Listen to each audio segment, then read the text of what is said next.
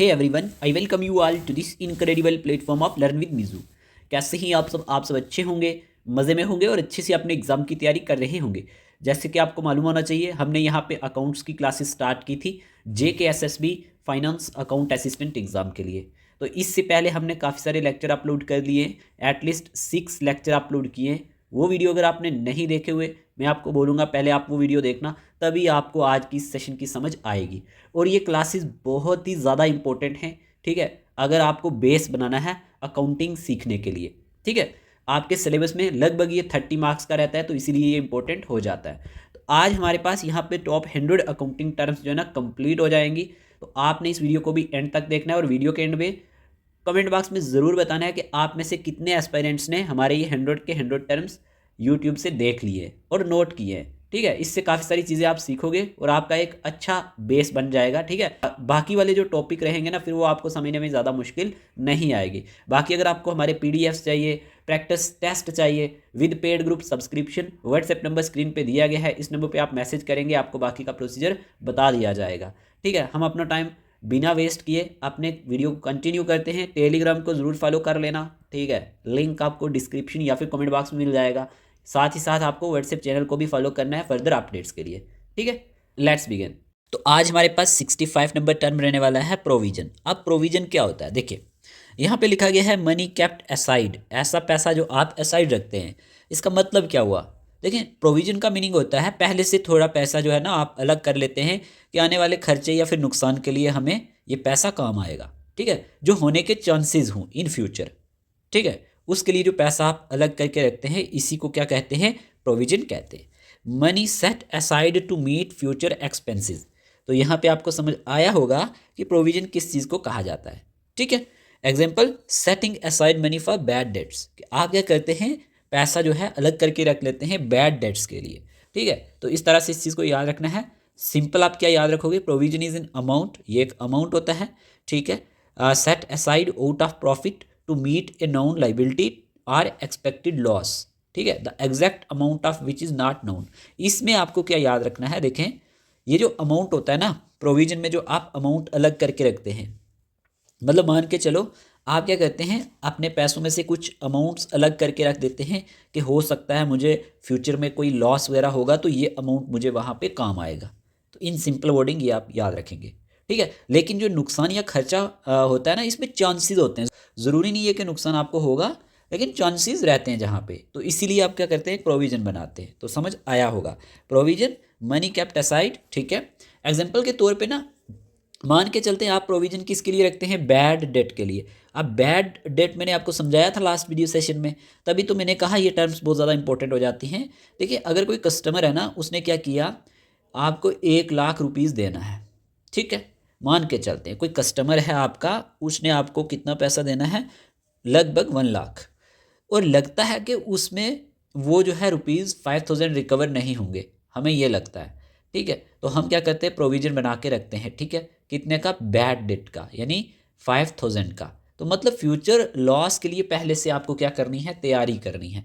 ठीक है, इसी तैयारी के लिए जो अमाउंट आप अलग से रख देते हैं, इसी को प्रोविजन कहा जाता है। ठीक है, मान लेते हैं कोई मशीन है और लगता है अगले साल रिपेयर का खर्चा आएगा, ऐसा मान लेते हैं, तो पहले से थोड़ा पैसा जो आप अलग कर देते हैं ना, रख देते हैं, यही प्रोविजन कहलाता है रिपेयर्स के लिए।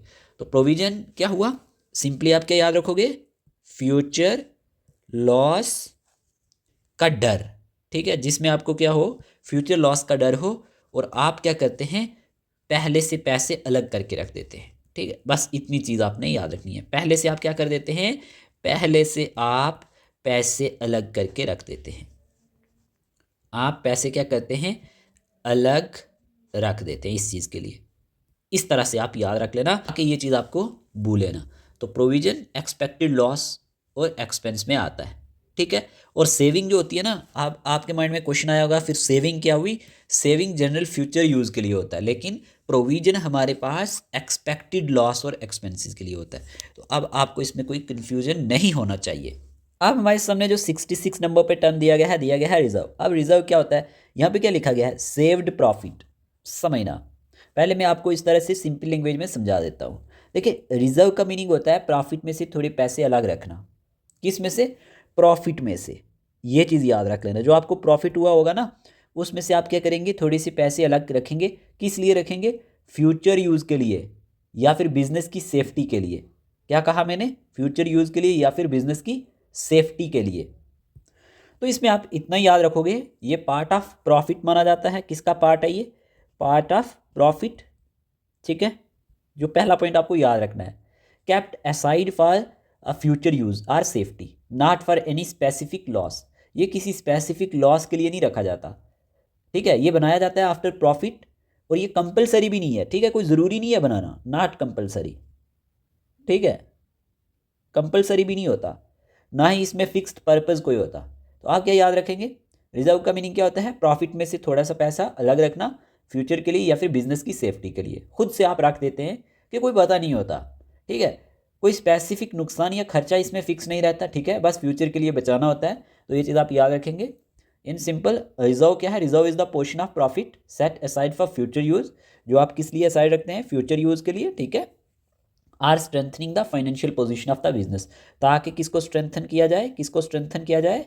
ये पॉइंट आप नोट कर लेना, financial position of the business को। ठीक है, पोजीशन ऑफ द बिजनेस। तो ये चीज़ आपको समझ में आई होगी। एग्जाम्पल के तौर पे ना, हमारे पास जनरल रिजर्व रहता है। जैसे कि कंपनी को प्रॉफिट हुआ, मान लेते हैं कोई कंपनी है, उसको प्रॉफिट हुआ 50,000 का। कितने का? 50,000 का। तो वो क्या करती है, उसमें से ₹10,000 निकाल देती है, फ्यूचर के लिए अलग रख देती है। ठीक है, किसके लिए? फ्यूचर के लिए अलग रख देती है। तो ये जनरल रिजर्व कहलाता है। तो इन सिंपल आपको ये चीज़ समझ में आई होगी। लेकिन इतना ज़रूर याद रखना, ये पार्ट ऑफ प्रॉफिट होता है, ना कि लॉस। ठीक है, ये प्रॉफिट के बाद बनाया जाता है। तो रिजर्व भी आपको समझ आया होगा और प्रोविजन भी आपको समझ में आया होगा, दोनों में डिफरेंस क्या है। ठीक है, देखिए, जो हमारे पास रिजर्व रहता है ना, ये प्रॉफिट से बनता है। किससे बनता है? प्रॉफिट से। ठीक है, और जो हमारे पास प्रोविजन है ना, प्रोविजन हमारे पास लॉस या फिर हम कह सकते हैं एक्सपेंस के लिए बनता है।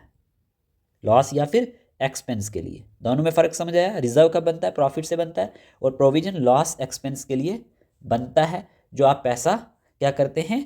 अलग रख देते हैं। ठीक है, मीट फ्यूचर एक्सपेंसेस। तो प्रोविजन और रिजर्व दोनों टर्म में याद रख लेना। फिर यहीं पे आपको टर्म दिया गया है डेफर्ड रेवेन्यू, एडवांस्ड इनकम। अब ये क्या है? समझ लो, काम आएगा। मनी रिसीव्ड नाउ, आपने मनी क्या कर दिया? रिसीव्ड किया अभी, for work done later. Example, fee received before classes start. मैं अगर आपसे फ़ी पहले ही ले लूँ क्लास स्टार्ट करने से पहले, ठीक है, जितनी भी हम क्लासेस लें अगर इन फ्यूचर, तो उसी को डेफर्ड रेवेन्यू कहा जाता है। सिंपल लैंग्वेज में आप क्या याद रखेंगे? कस्टमर से पैसे पहले ले लिए, ठीक, लेकिन काम या सर्विस अभी देनी बाकी है। समझ रहे हो? Money received now for work done later, पैसे आपको मिल गए, काम अभी फ्यूचर में होगा। ठीक है, इसीलिए ये कंपनी का क्या होता है? लाइबिलिटी होता है। ये भी याद रख लेना, ये क्या होता है? कंपनी का, यानी कि उधार ही माना जाता है। ठीक है, तो इसका मतलब क्या हुआ? मनी रिसीव्ड इन एडवांस्ड, कि मनी रिसीव किया जाता है एडवांस में। ठीक है, किस लिए? फॉर गुड्स, गुड्स के लिए या फिर सर्विसेज के लिए, that are not yet provided. ठीक है, इतना आप याद रखोगे। कैश भी आपके पास आ गया, काम या सर्विस अभी आपको देनी बाकी होती है, इसीलिए ये इनकम नहीं माना जाता। ये पॉइंट जरूर याद रखना, ये लाइबिलिटी माना जाता है, उधार माना जाता है। ठीक है, तो डेफर्ड रेवेन्यू क्या होता है? Deferred revenue is income received in advance for goods, okay, or services to be provided in the future. तो ये जो डेफिनेशन दी गई है ना, money received now for work done later, तो इससे आपको समझ आ रहा होगा कि डेफर्ड रेवेन्यू क्या होता है। एग्जाम्पल ले लेते हैं, आप एनुअल सब्सक्रिप्शन लेते हैं। क्या लेते हैं? Annual subscription. ठीक है, अब ये जो एनुअल सब्सक्रिप्शन आप लेंगे, कस्टमर ने 1 ईयर का सब्सक्रिप्शन पहले ही पे कर दिया। आप किसी की पेड सब्सक्रिप्शन लेते होंगे ना, हमारी मान के चलो आप लेते हैं, तो अभी सर्विस हमें आपको देनी बाकी है ना। हमने आपको सारा अभी पढ़ाया नहीं ना, लेकिन आपने जो पैसा दे दिया ना, क्या है? ये डेफर्ड रेवेन्यू है। तो कॉल्ड एज अनअर्न्ड रेवेन्यू, ये भी याद रख लें। अनअर्न्ड रेवेन्यू के नाम से भी जाना जाता है। Income received in, income received in advance के नाम से भी जाना जाता है। तो इसमें आप परेशान नहीं होंगे। ठीक है, डेफर्ड रेवेन्यू क्या होता है? पैसा आया, काम अभी बाकी है। बैलेंस शीट में ये हमारे पास ना, बैलेंस शीट जब हम बनाते हैं ना लास्ट पे, वो चीज़ें बाद की हैं। बैलेंस शीट क्या होता है ये मैंने आपको बेसिक समझाया हुआ है, लेकिन इन डिटेल जब पढ़ेंगे तो बैलेंस शीट में ये करंट लाइबिलिटी के तौर पे याद रखना लिखा जाता है। किस तरह से? करंट लाइबिलिटी के तौर पे। लेकिन ये चीज़ तो आपको समझ आ गई ना कि डेफर्ड रेवेन्यू क्या होता है। तो डेफर्ड रेवेन्यू इज इनकम, ये ऐसी इनकम है जो रिसीव की जाती है एडवांस में। किस लिए? गुड्स या फिर सर्विसेज के लिए, लेकिन वो गुड्स और सर्विसेज आप बाद में इन फ्यूचर प्रोवाइड करते हो। तो होप आपको ये चीज़ समझ में आई होगी। फ़ी जो है वो रिसीव्ड हो चुकी है क्लासेस स्टार्ट होने से पहले, डेफर्ड रेवेन्यू में आएगा। इन सिंपल आप ये याद रख लेना। हमारे सामने 68 नंबर टर्म दिया गया है एक्रूड एक्सपेंस। अब ये क्या चीज़ है? देखो, जब हम बात करते हैं यहाँ पे क्या लिखा गया है? Expense due, expense that happened but is not paid yet. Exam में पूछा जाता है, ये चीज़ आप ध्यान रखना। Example unpaid salary. देखो, एक्रूड एक्सपेंस की जब हम बात करते हैं ना, ये ऐसा खर्चा है, ऐसा खर्चा जो हो चुका है, जो आपसे हो चुका है, ठीक है, लेकिन उसका पैसा अभी आपको देना बाकी है। क्या कहा मैंने? ऐसा खर्चा जो हो चुका है लेकिन उसका पैसा अभी देना आपको बाकी है, ठीक है, काम हो गया है, पेमेंट बाकी है, कंपनी की जिम्मेदारी यानी कि लाइबिलिटी है, ठीक है। तो ये चीज़ आप ज़रूर याद रखेंगे। Accrued expense means an expense that has already occurred, कि वो ऑलरेडी हो चुका है but payment is not yet paid, पैसा अभी देना बाकी है। तो यही हमारे पास एक्रूड एक्सपेंस माना जाता है, ठीक है। Accrued expense is an expense which has been incurred but not yet paid. Example के तौर पे हम मान लेते हैं सैलरी आउटस्टैंडिंग, ठीक है। अब देखो ज़रा, दिसंबर की सैलरी मान लेते हैं आपकी, दिसंबर मंथ चल रहा है ना, दिसंबर की सैलरी कितनी है? 20,000 मान लेते हैं, ₹20,000, ठीक है। आपकी सैलरी कितनी है? 20,000। आप किसी कंपनी में काम कर रहे हो, अभी आपको सैलरी दी नहीं है। ये क्या है? ये एक्रूड एक्सपेंस है। तो ये आउटस्टैंडिंग सैलरी के नाम से भी जाना जाता है, ठीक है, आउटस्टैंडिंग सैलरी के नाम से। समझ रहे हो बात को? इलेक्ट्रिसिटी का कोई बिल है, ठीक है, बिजली यूज़ हो चुकी है आपकी, आपके घर में, आप अपनी एग्जांपल ले लो, ठीक है ना, बिजली आप यूज़ करते ही है ना, तो बिल अभी आया ही नहीं है आपको, ठीक, तो ये भी एक्रूड एक्सपेंस है। तो याद रख लेना, accrued expense also called outstanding expense, ये हमारे पास आउटस्टैंडिंग एक्सपेंस के नाम से भी जाना जाता है, इसमें आप कंफ्यूज नहीं होंगे, या फिर एक्सपेंस पेएबल के नाम से भी जाना जाता है। समझ रहे हो बात को? ठीक है। तो एक्रूड एक्सपेंस क्या हो गया? एक्रूड एक्सपेंस इक्वल टू खर्चा हो गया, पैसा अभी आपको देना बाकी है। ये चीज़ आप याद रखना ना। प्रॉफिट एंड लॉस अकाउंट हम पढ़ेंगे ना बाद में, profit and loss account basic तो मैंने आपको समझाया हुआ है। प्रॉफिट एंड लॉस अकाउंट में क्या देखा जाता है? ये एक्सपेंस वाली साइड ऐड होता है, एज एन एक्सपेंस ऐड होता है, याद रख लेना, ठीक है। और बैलेंस शीट में ये हमारे पास ना इस तरह से पूछा जा सकता है, बैलेंस शीट में ये करंट लाइबिलिटी के तौर पे ऐड होता है, करंट लाइबिलिटी के तौर पे। वहाँ पे ये चीज़ें हम अच्छे से देखेंगे, लेकिन यहाँ पे आपको क्या याद रखना है, अगर आपसे एग्जामिनर पूछ ले कि एक्रूड एक्सपेंस होता क्या है, तो आप क्या याद रखेंगे? ऐसा खर्चा जो हो चुका है लेकिन उसका पैसा अभी देना बाकी है, यही हमारे पास एक्रूड एक्सपेंस है। An expense that has already occurred, जो ऑलरेडी अकर्ड हो चुका है but payment is not yet paid, ठीक है। ज़्यादा आप कंफ्यूज नहीं होंगे। आगे बात करते हैं। अब आपके सामने दिया गया है यहाँ पे bank reconciliation 69 term, matching bank details, very very important. Already आपके एग्जाम में क्वेश्चंस यहाँ से पूछे जाते हैं, ठीक है, और ये अलग से आपके सिलेबस में भी दिया गया है। देखिए मेरे प्यारे दोस्तों, जब हम बात करते हैं बैंक रिकन्सिलिएशन स्टेटमेंट के बारे में, तो आपको क्या याद रखना है? बैंक रिकन्सिलिएशन का मतलब क्या है? मैचिंग करना बैलेंस ऑफ कैश बुक को, बाद में हम पढ़ेंगे कैश बुक क्या होता है, बैलेंस ऑफ कैश बुक को, पहला पॉइंट किसको मैच करते हो? बैलेंस ऑफ कैश बुक को with the balance of bank statement के साथ। किसके साथ? With the balance of bank statement, bank statement, and finding the reason for difference. और इसमें आप क्या ढूंढते हो? रीज़न ढूंढते हो कि इसमें जो डिफरेंस आया वो किस वजह से आया। कुछ समझ रहे हो बात को? बैंक रिकन्सिलिएशन के लिए आप क्या याद रखेंगे? बैंक रिकन्सिलिएशन का मतलब होता है कि कैश बुक और बैंक स्टेटमेंट के बैलेंस को मिलाना। क्या करना? जो आपकी कैश बुक है, पहला पॉइंट, जो आपकी कैश बुक है और जो बैंक स्टेटमेंट है, क्या है, बैंक की स्टेटमेंट, इन दोनों को आप क्या करोगे, इन दोनों के बैलेंस को आपस में आप चेक करोगे, मिलाओगे, और इसमें जो फ़र्क होगा ना उसकी जो वजह ढूंढनी होती है कि ये डिफरेंस किस वजह से आया है, ठीक है, वही हमारे पास बैंक रिकन्सिलिएशन कहलाता है। दोनों बैलेंस सेम क्यों नहीं होते, ये चीज़ देखी जाती है, ये चेक करना ही हमारे पास रिकन्सिलिएशन कहलाता है। समझ रहे हो बात को, ठीक है। कैश बुक का मतलब क्या होता है, कैश बुक में हमारे पास कंपनी के रिकॉर्ड होते हैं, क्या होते हैं, कंपनी के रिकॉर्ड, ठीक है, कंपनी रिकॉर्ड कैश बुक में आता है। और बैंक स्टेटमेंट की बात जब हम करते हैं ना, बैंक स्टेटमेंट, इसमें बैंक रिकॉर्ड होता है, क्या होता है, बैंक का रिकॉर्ड। कुछ समझ रहे हो क्या बोल रहा हूँ, कैश बुक में कंपनी का रिकॉर्ड होता है और बैंक स्टेटमेंट में बैंक का रिकॉर्ड होता है। जो इनमें डिफरेंस होता है ना, वही रिकन्सिलिएशन की वजह से ढूंढा जाता है। तो मैचिंग करना बैलेंस ऑफ कैश बुक को with the balance of bank statement और फाइंडिंग करना रीज़न फॉर डिफरेंस, यही हमारे पास बैंक रिकन्सिलिएशन कहलाता है। Checking bank book with bank statement, comparing करना अवर रिकॉर्ड्स को बैंक रिकॉर्ड के साथ, यानी कि कंपनी के रिकॉर्ड को किसके साथ, बैंक रिकॉर्ड के साथ, यही बैंक रिकन्सिलिएशन स्टेटमेंट कहलाता है। समझ आया होगा, ठीक है, ये चीज़ ज़रूर याद रख लेना। और आपको क्या याद रखना है, ये डिफरेंस क्यों हैपन होता है, अच्छा बता देता हूँ इन शॉर्ट, बाद में इन डिटेल पढ़ेंगे। Check issued but not presented, हमने क्या किया था, हमने चेक दिया था, बैंक में अभी क्लियर ही नहीं हुआ, या इसकी वजह से ये डिफरेंस होता है। या फिर चेक डिपॉजिटेड होता है बट क्लियर नहीं होता, यानी चेक बैंक में तो हमने डाल दिया, बैंक में अभी क्रेडिट ही नहीं किया गया उसको, ठीक है। या फिर बैंक चार्जेस की वजह से होता है, बैंक ने चार्जेस आपके काट लिए और कैश बुक में एंट्री नहीं हुई। ये चीज़ें हम बाद में देखेंगे, मतलब ये मैं बता रहा हूँ कि इस वजह से ये डिफरेंस क्रिएट होता है, ठीक है। तो यहाँ पे आपको जो चीज़ हम समझाना चाह रहे हैं, आपको इसकी डेफिनेशन समझ में आई, क्या बोल रहा हूँ, bank reconciliation is the process of reconciling the balance as per cash book with the balance as per bank statement, कि जब आप क्या करते हैं, रिकनसाइल करते हैं, ठीक है, जब आप क्या करते हैं, कैश बुक और बैंक स्टेटमेंट के बैलेंस को मिलाते हैं और उसमें फ़र्क ढूंढते हैं और उसकी वजह ढूंढते हैं, इसी को हम बैंक रिकन्सिलिएशन कहते हैं। अब आपको ये समझ आ जाना चाहिए। फिर यहीं पे 70 नंबर पे जो टर्म दिया गया है, यहाँ पे दिया गया है कैपिटल एम्प्लॉयड। अब कैपिटल एम्प्लॉयड का मीनिंग क्या रहता है, टोटल मनी यूज्ड, आपने जो टोटल पैसा यूज़ किया है, क्या लिखा गया है, टोटल मनी यूज्ड, ठीक है।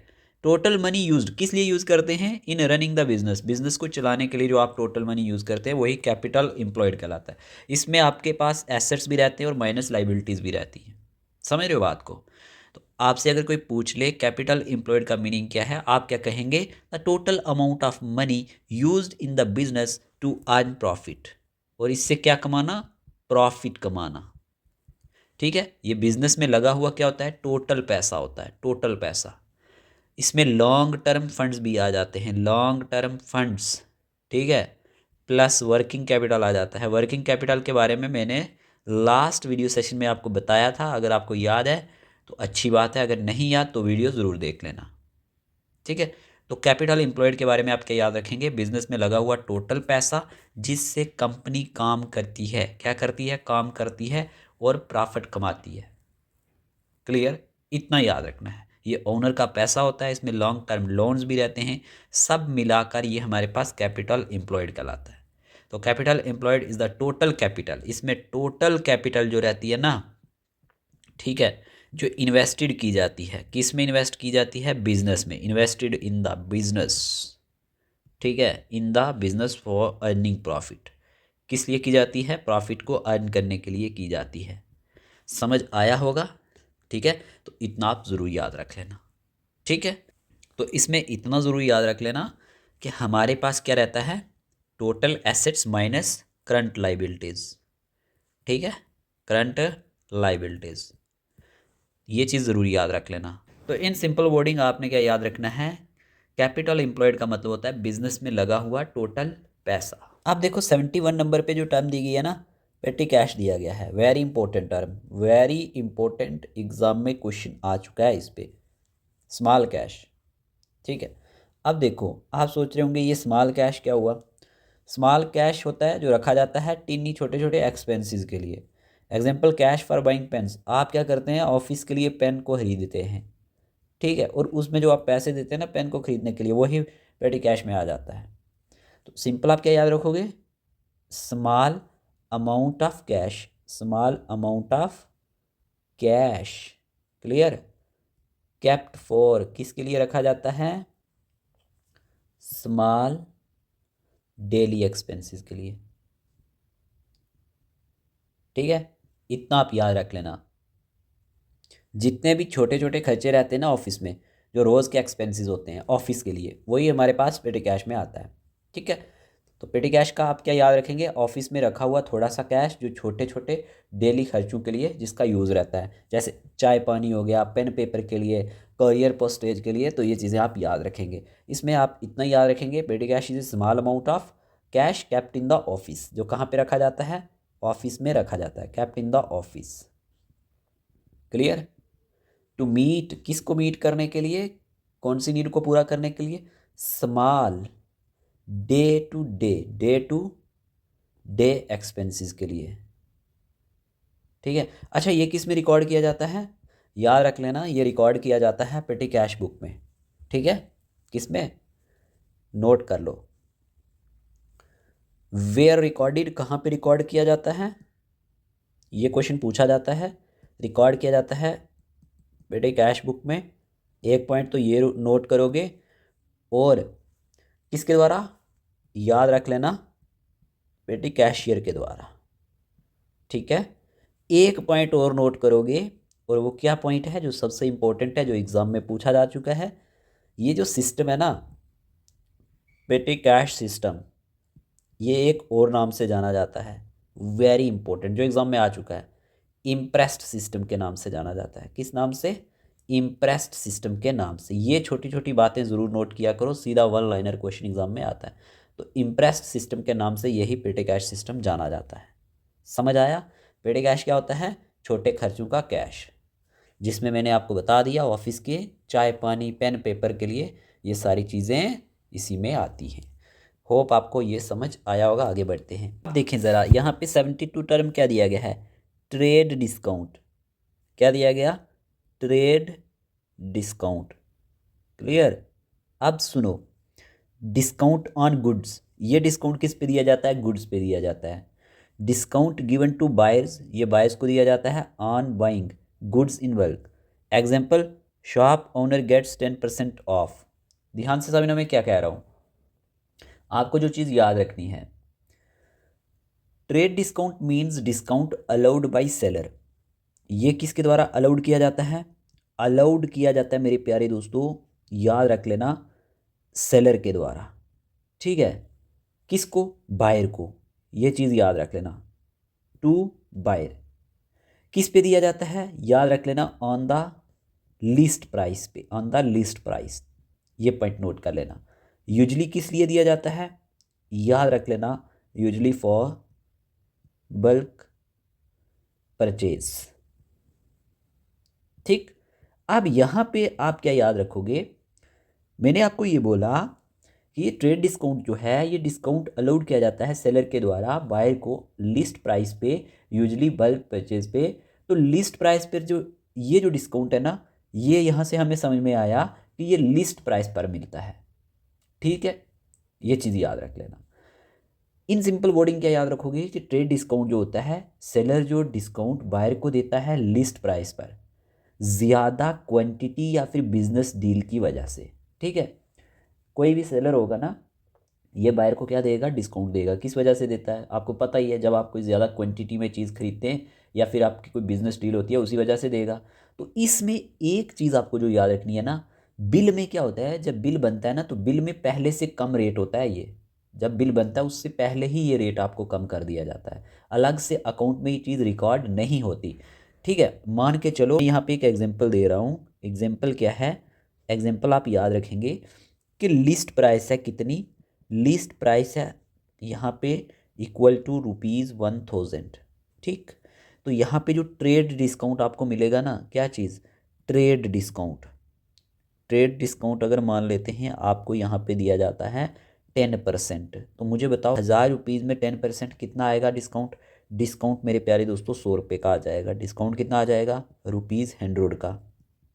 ठीक है, अब ये ₹100 है, टोटल कितने थे? ₹1000। लिस्ट प्राइस थी 1000। ट्रेड डिस्काउंट आपको 10% का मिला, तो पीछे कितना बच गया? 900। तो ये जो 900 होगा ना, ये इनवॉइस प्राइस होगी।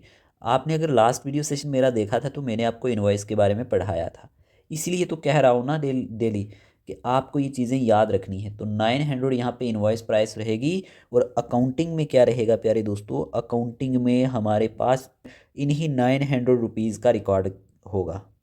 ठीक है, तो ये चीज़ मैं आपको समझाना चाह रहा था। ठीक, तो आपको ट्रेड डिस्काउंट के लिए क्या याद रखना है, आपको सिंपली याद रखना है बिल बनाने से पहले का जो डिस्काउंट होता है यही हमारे पास ट्रेड डिस्काउंट होता है। क्या कहा मैंने, ट्रेड डिस्काउंट, बिल बनाने से पहले जो आपको डिस्काउंट दिया जाता है ना सेलर के द्वारा, ये ट्रेड डिस्काउंट होता है एट टाइम ऑफ सेल। ठीक है, एट टाइम ऑफ सेल ये दिया जाता है। और कैश डिस्काउंट भी होता है ना एक, आप यहाँ पे कंफ्यूज नहीं होना, एक होता है हमारे पास ट्रेड डिस्काउंट, एक होता है कैश डिस्काउंट। ट्रेड डिस्काउंट आपको एट टाइम ऑफ सेल दिया जाता है और जो डिस्काउंट रहता है वो आपको एट टाइम ऑफ पेमेंट दिया जाता है। समझ रहे हो बात को, अब आपको ये चीज़ अच्छे से समझ आई होगी। आप क्या याद रखेंगे, ट्रेड डिस्काउंट क्या है, ये एक रिडक्शन है जो अलाउड की जाती है सेलर के द्वारा लिस्ट प्राइस ऑफ गुड्स पे at the time of sale. समझ आया। और यहाँ पे मैंने एक चीज़ और बोली आपको कि बिल में पहले से इसका क्या होता है, कम रेट होता है और अलग से अकाउंट में ये चीज़ रिकॉर्ड भी नहीं होती। जो डिस्काउंट आपको दिया जाता है ना वो रिकॉर्ड नहीं होती अलग से। जैसे एग्जांपल दी थी, यहाँ पे आपको 900 ही रिकॉर्ड करना है, पूरा 1000 नहीं करना है। जो डिस्काउंट मिला आपको वो रिकॉर्ड नहीं होगा। तो discount given to buyers on buying goods in bulk, ये एग्जाम्पल भी है और यहाँ पे ये डेफिनेशन भी है ट्रेड डिस्काउंट की। मैंने आपको बिल्कुल बारीकी से समझा दिया, तो आपको कहीं पे परेशानी नहीं होनी चाहिए। बाद में ट्रेड डिस्काउंट अलग से टॉपिक दिया गया है तो इन डिटेल भी पढ़ेंगे, लेकिन बेसिक जानकारी होना बहुत ज़्यादा ज़रूरी है। अब यहाँ पे आपके सामने दिया गया है कैश डिस्काउंट। ठीक है, क्विक पेमेंट डिस्काउंट जो होता है, क्या लिखा गया है, quick payment discount, discount for paying early. Example, पे नाउ, आपने पे कर दिया और आपको 20% ऑफ मिला। समझो, कैश डिस्काउंट का मतलब होता है कि बायर को जो दिया गया डिस्काउंट होता है, किसको, बायर को दिया गया डिस्काउंट होता है। ठीक है, जब वो पैसा जल्दी या टाइम पर पे कर दे। क्या कहा मैंने, जब वो जल्दी से आपको पैसा टाइमली पे कर दे तो ये डिस्काउंट आपको दिया जाता है। ठीक है, और इसमें ये जैसे उसमें हमने देखा था ना कि बिल से पहले वो डिस्काउंट मिलता है, ये बिल के बाद डिस्काउंट मिलता है आपको। जब आपका बिल बन जाता है ना उसके बाद ये डिस्काउंट मिलता है। पेमेंट के वक्त डिसाइड होता है, जब आप पेमेंट कर रहे होते हैं ना तब ये चीज़ डिसाइड होती है कैश डिस्काउंट में।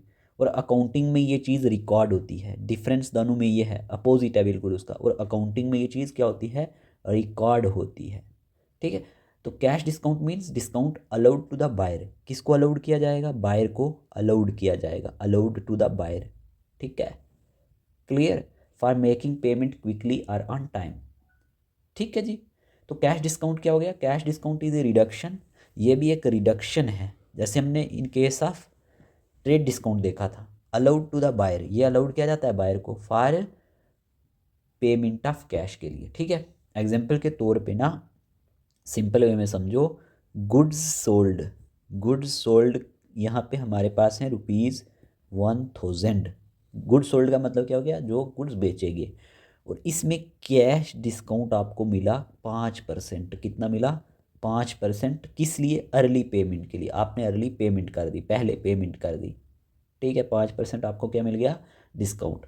अब ये टोटल डिस्काउंट 1000 में से जो 5 का मिला तो डिस्काउंट कितना हो जाएगा, ₹50 का आपको मतलब इसमें डिस्काउंट मिला है। 5% का 50 आएगा। तो जो बायर ने यहाँ पे क्या किया, बायर ने पेज किया था यहाँ पे कितना, ₹950। मतलब आपको अगर यहाँ पे 5% डिस्काउंट मिला तो इसका मतलब आपने 950 रुपये यहाँ पे किए होंगे सेलर के लिए। तो ये चीज़ आपको क्या याद रखनी है, डिस्काउंट अलाउड जो होता है ना, डिस्काउंट जो अलो किया जाता है, मतलब कि आपको सेलर ने डिस्काउंट अलो किया।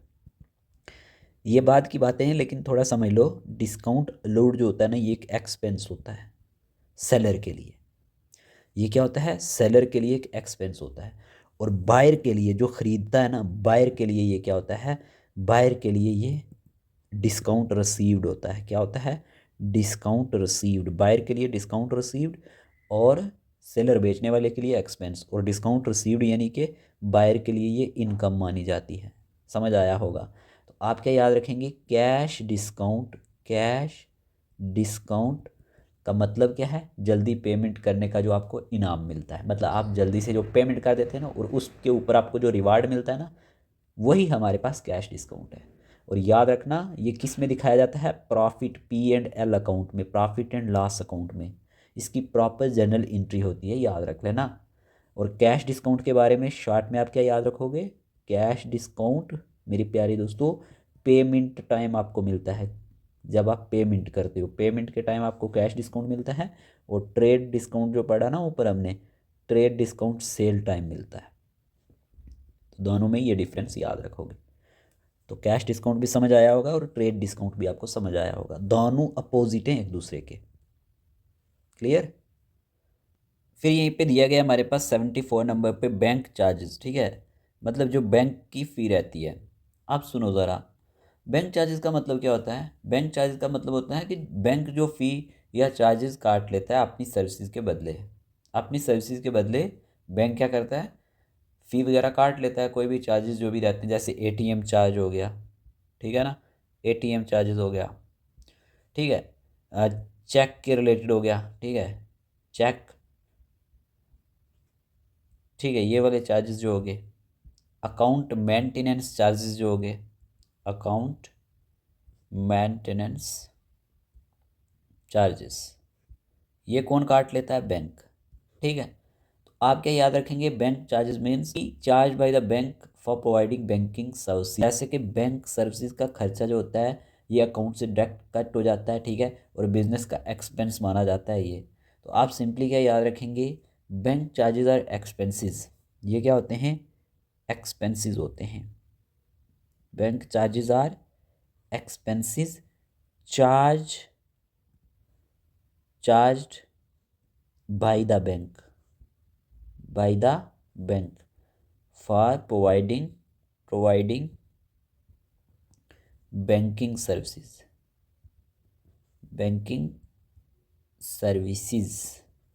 To the business. यही हमारे पास क्या माना जाता है, बैंक चार्जेस माना जाता है। जैसे कि बैंक ने अकाउंट से ₹300 काट लिए, 300 कट कर दिए, किस लिए, एटीएम मेंटेनेंस के लिए, ठीक है। ये बैंक चार्जेस हैं, बिजनेस का ये एक्सपेंस माना जाता है। क्या है ये, बिजनेस का, ये बिजनेस का एक्सपेंस है, याद रख लेना, बिजनेस का एक्सपेंस, ठीक है। इस तरह से आपको याद रखना है। और प्रॉफिट एंड लॉस अकाउंट में, P&L अकाउंट में इसकी जो एंट्री होती है ना, बाद में जब हम प्रॉफिट एंड लॉस अकाउंट पढ़ेंगे तो ये एक्सपेंस के तौर पे होगी, ठीक है। तो इतना ही याद रख लेना कि बैंक चार्जेस क्या है, बैंक की सर्विस का जो खर्चा रहता है इसी को हम बैंक चार्जेस कहते हैं, ठीक है। समझ आ चुका होगा कि बैंक चार्जेस किस चीज़ को कहा जाता है। फिर आपके सामने दिया गया है डायरेक्टर, कंपनी मैनेजर, जो कंपनी का मैनेजर होता है ना इसी को डायरेक्टर कहा जाता है, person who manage the company. अगर आपसे पूछा जाए कि डायरेक्टर कौन होता है तो कंपनी का मैनेजर, डायरेक्टर प्लान्स करता है कंपनी के वर्क को। देखिए ये पर्सन, ये वो शख्स होता है जो मैनेज करता है, कंट्रोल करता है and takes important decision of a company. और ये क्या लेता है, इम्पोर्टेंट डिसीजन लेता है, इम्पोर्टेंट डिसीजन किसके, कंपनी के। ये चीज़ आपको याद रखनी है, ठीक है। कंपनी को चलाने वाला, बिग डिसीजन जो लेता है, शेयर होल्डर के बिहाफ पर काम करता है, इसी को डायरेक्टर कहते हैं। कंपनी का जिम्मेदार आदमी जो कंपनी के काम, पॉलिसी और डिसीजन संभालता है, ठीक है। कंपनी का मैनेजर लेवल बॉस रूल्स और प्लानिंग करता है, कंपनी को प्रॉफिट की तरफ ले जाता है। Simply A director is a person appointed, ये अपॉइंटेड किया जाता है, क्या किया जाता है, अपॉइंटेड किया जाता है टू मैनेज करने के लिए और कंट्रोल करने के लिए, मैनेज और कंट्रोल करने के लिए जितने भी अफेयर्स रहते हैं एक कंपनी के, ठीक है, अफेयर्स ऑफ ए कंपनी। इतना आप याद रखेंगे, ठीक है। मतलब मान के चलते हैं कोई XYZ लिमिटेड कंपनी है, क्या है, कंपनी, उसमें 5 डायरेक्टर हैं। तो ये डायरेक्टर डिसाइड करते हैं पैसा कहाँ इन्वेस्ट करना है, एम्प्लॉयज़ को कैसे चलाना है, कंपनी का फ्यूचर प्लान क्या रहेगा। तो ये याद रखना। इसमें भी टाइप्स होती हैं, बाद में हम देखेंगे, वैसे थोड़ा सा देख लो। टाइप्स ऑफ डायरेक्टर में आप क्या याद रखोगे, एक मैनेजिंग डायरेक्टर होता है, ठीक है, ओके, एक एग्जीक्यूटिव होता है, ठीक है, और एक नॉन एग्जीक्यूटिव होता है। लेकिन ये चीज़ें आपको नहीं पूछी जाएंगी। तो डायरेक्टर कौन हुआ, कंपनी का डिसीजन मेकर। डायरेक्टर को मिलने वाली सैलरी जो होती है ना, ये पता क्या कहलाती है, याद रख लेना, डायरेक्टर रिम्यूनरेशन। ठीक है, तो ये भी हमारे पास कंपनी के लिए एक्सपेंसिव माना जाता है। तो इस तरह से आप याद रखोगे कि डायरेक्टर जो होता है, डायरेक्टर एक ऐसा शख्स होता है जो अपॉइंटेड किया जाता है मैनेज करने के लिए और कंट्रोल करने के लिए अफेयर्स ऑफ ए कंपनी को। देखिए फिर हमारे सामने यहाँ पे 76 टर्म दिया गया है शेयर। ठीक है, शेयर का मीनिंग क्या हुआ, कंपनी पीस, यानी a small part of a company you can buy. Example, buying 1 share of Tata. अगर आप टाटा कंपनी का कोई एक शेयर खरीद लेते हो तो ये क्या हो गया, ये शेयर में ही आएगा। अब सुनो ज़रा, हमारे पास ना, मैंने आपको क्या बोला, शेयर का मीनिंग क्या होता है, 1 small unit of ownership in a company के। आप यहाँ पे नोट कर सकते हो क्या, 1 स्मॉल यूनिट ऑफ ओनरशिप। क्या कहा मैंने, 1 small unit of ownership in a company. ये क्या कहलाता है, ये हमारे पास शेयर कहलाता है, कंपनी का हिस्सा। ठीक है, पैसे लगाने पर जो मिलता है आपको। शेयर लेने वाला, जो शेयर लेने वाला होता है उसे क्या कहते हैं, शेयर लेने वाले को हम शेयर होल्डर कहते हैं। क्या कहते हैं, शेयर होल्डर। ये भी याद रख लेना।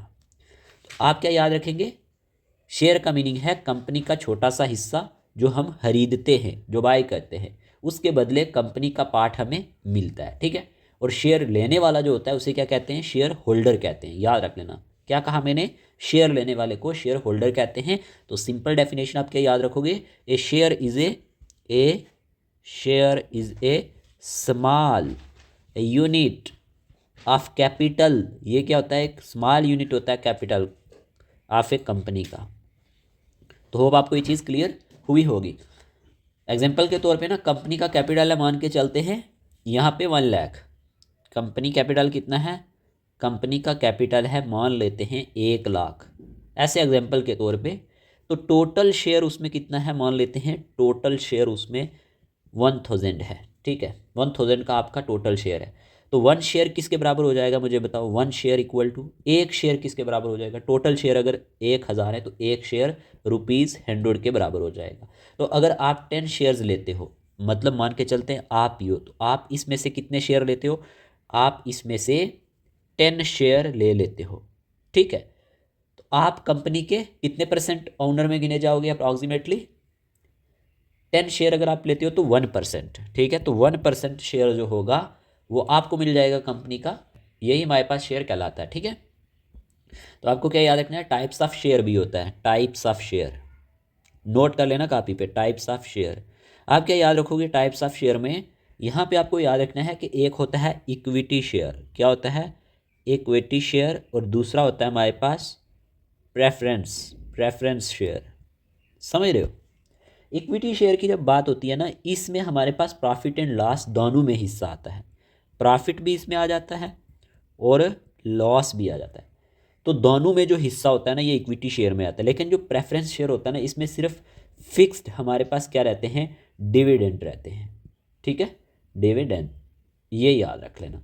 तो शेयर आपको इतना याद रखना है कि कंपनी का एक छोटा सा टुकड़ा जो आपके पास आता है। ठीक है, तो अब मुझे बताओ, वाई पीपल बाई शेयर, लोग शेयर क्यों खरीदते हैं, प्रॉफिट के लिए। ये डिविडेंड क्या होता है, प्रॉफिट को ही बोला जाता है, प्रॉफिट के लिए। ठीक है, और कंपनी का ओनर बनने के लिए, यही तो मेन रीज़न रहता है ना बाय करने का शेयर्स को। तो ये चीज़ आप याद रख लेना जो मैंने आपको बताया कि हमारे पास share means 1 small unit of ownership in a company. ठीक है, आगे बढ़ते हैं।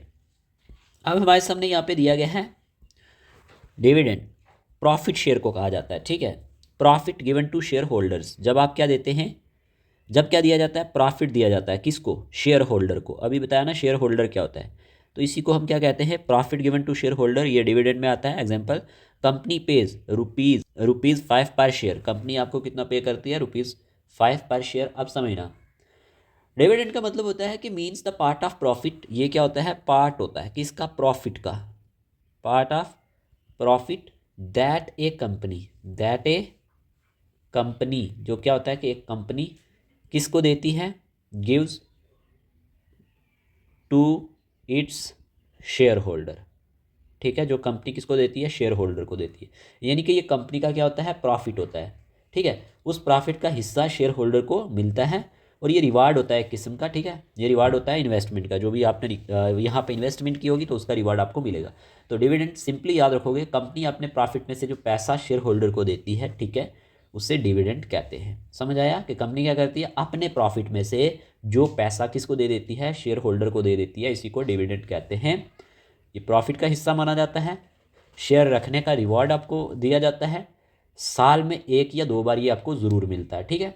तो आप क्या लिखोगे in simple language, dividend is the portion, is the portion, ये वो पोर्शन है प्रॉफिट का, is the portion of profit distributed, जो क्या किया जाता है, डिस्ट्रीब्यूटेड किया जाता है to the shareholder of a company, shareholder of a company, ठीक है। ये चीज़ आपको याद रखनी है। अब ना यहाँ पे एग्जांपल के थ्रू समझ लेते हैं, कंपनी का प्रॉफिट हो रहा है, मान के चलते हैं 1 लाख, ठीक है। 1 लाख क्या हो रहा है, प्रॉफिट किसका, कंपनी का। तो मैंने क्या कहा, देखो मान के चलते हैं कोई कंपनी है, ठीक है, का प्रॉफिट 1 लाख हो रहा है और डिविडेंड यहाँ पे डिक्लेयर होता है 20,000। ये जो 20,000 है ना, ये शेयर होल्डर में आपस में डिवाइड किया जाता है, बांट दिया जाता है, तो यही हमारे पास क्या कहलाता है, डिविडेंड कहलाता है, ठीक है। तो ये चीज़ आप ज़रूर याद रखेंगे। जैसे डिविडेंड मान लेते हैं, डिविडेंड इक्वल टू ₹5 पर शेयर है, ₹5 पर share.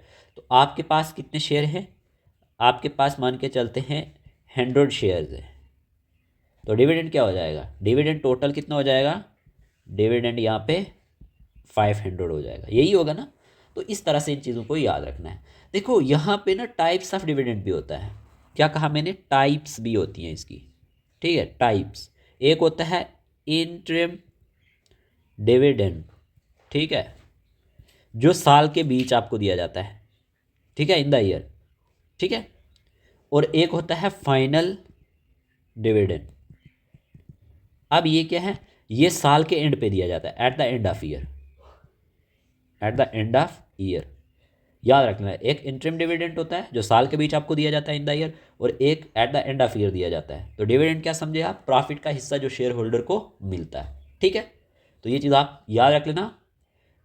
Accounting point of view से जब हम बात करते हैं ना, ठीक है, अकाउंटिंग के कंटेक्स्ट में डिविडेंड एक्सपेंस नहीं होता।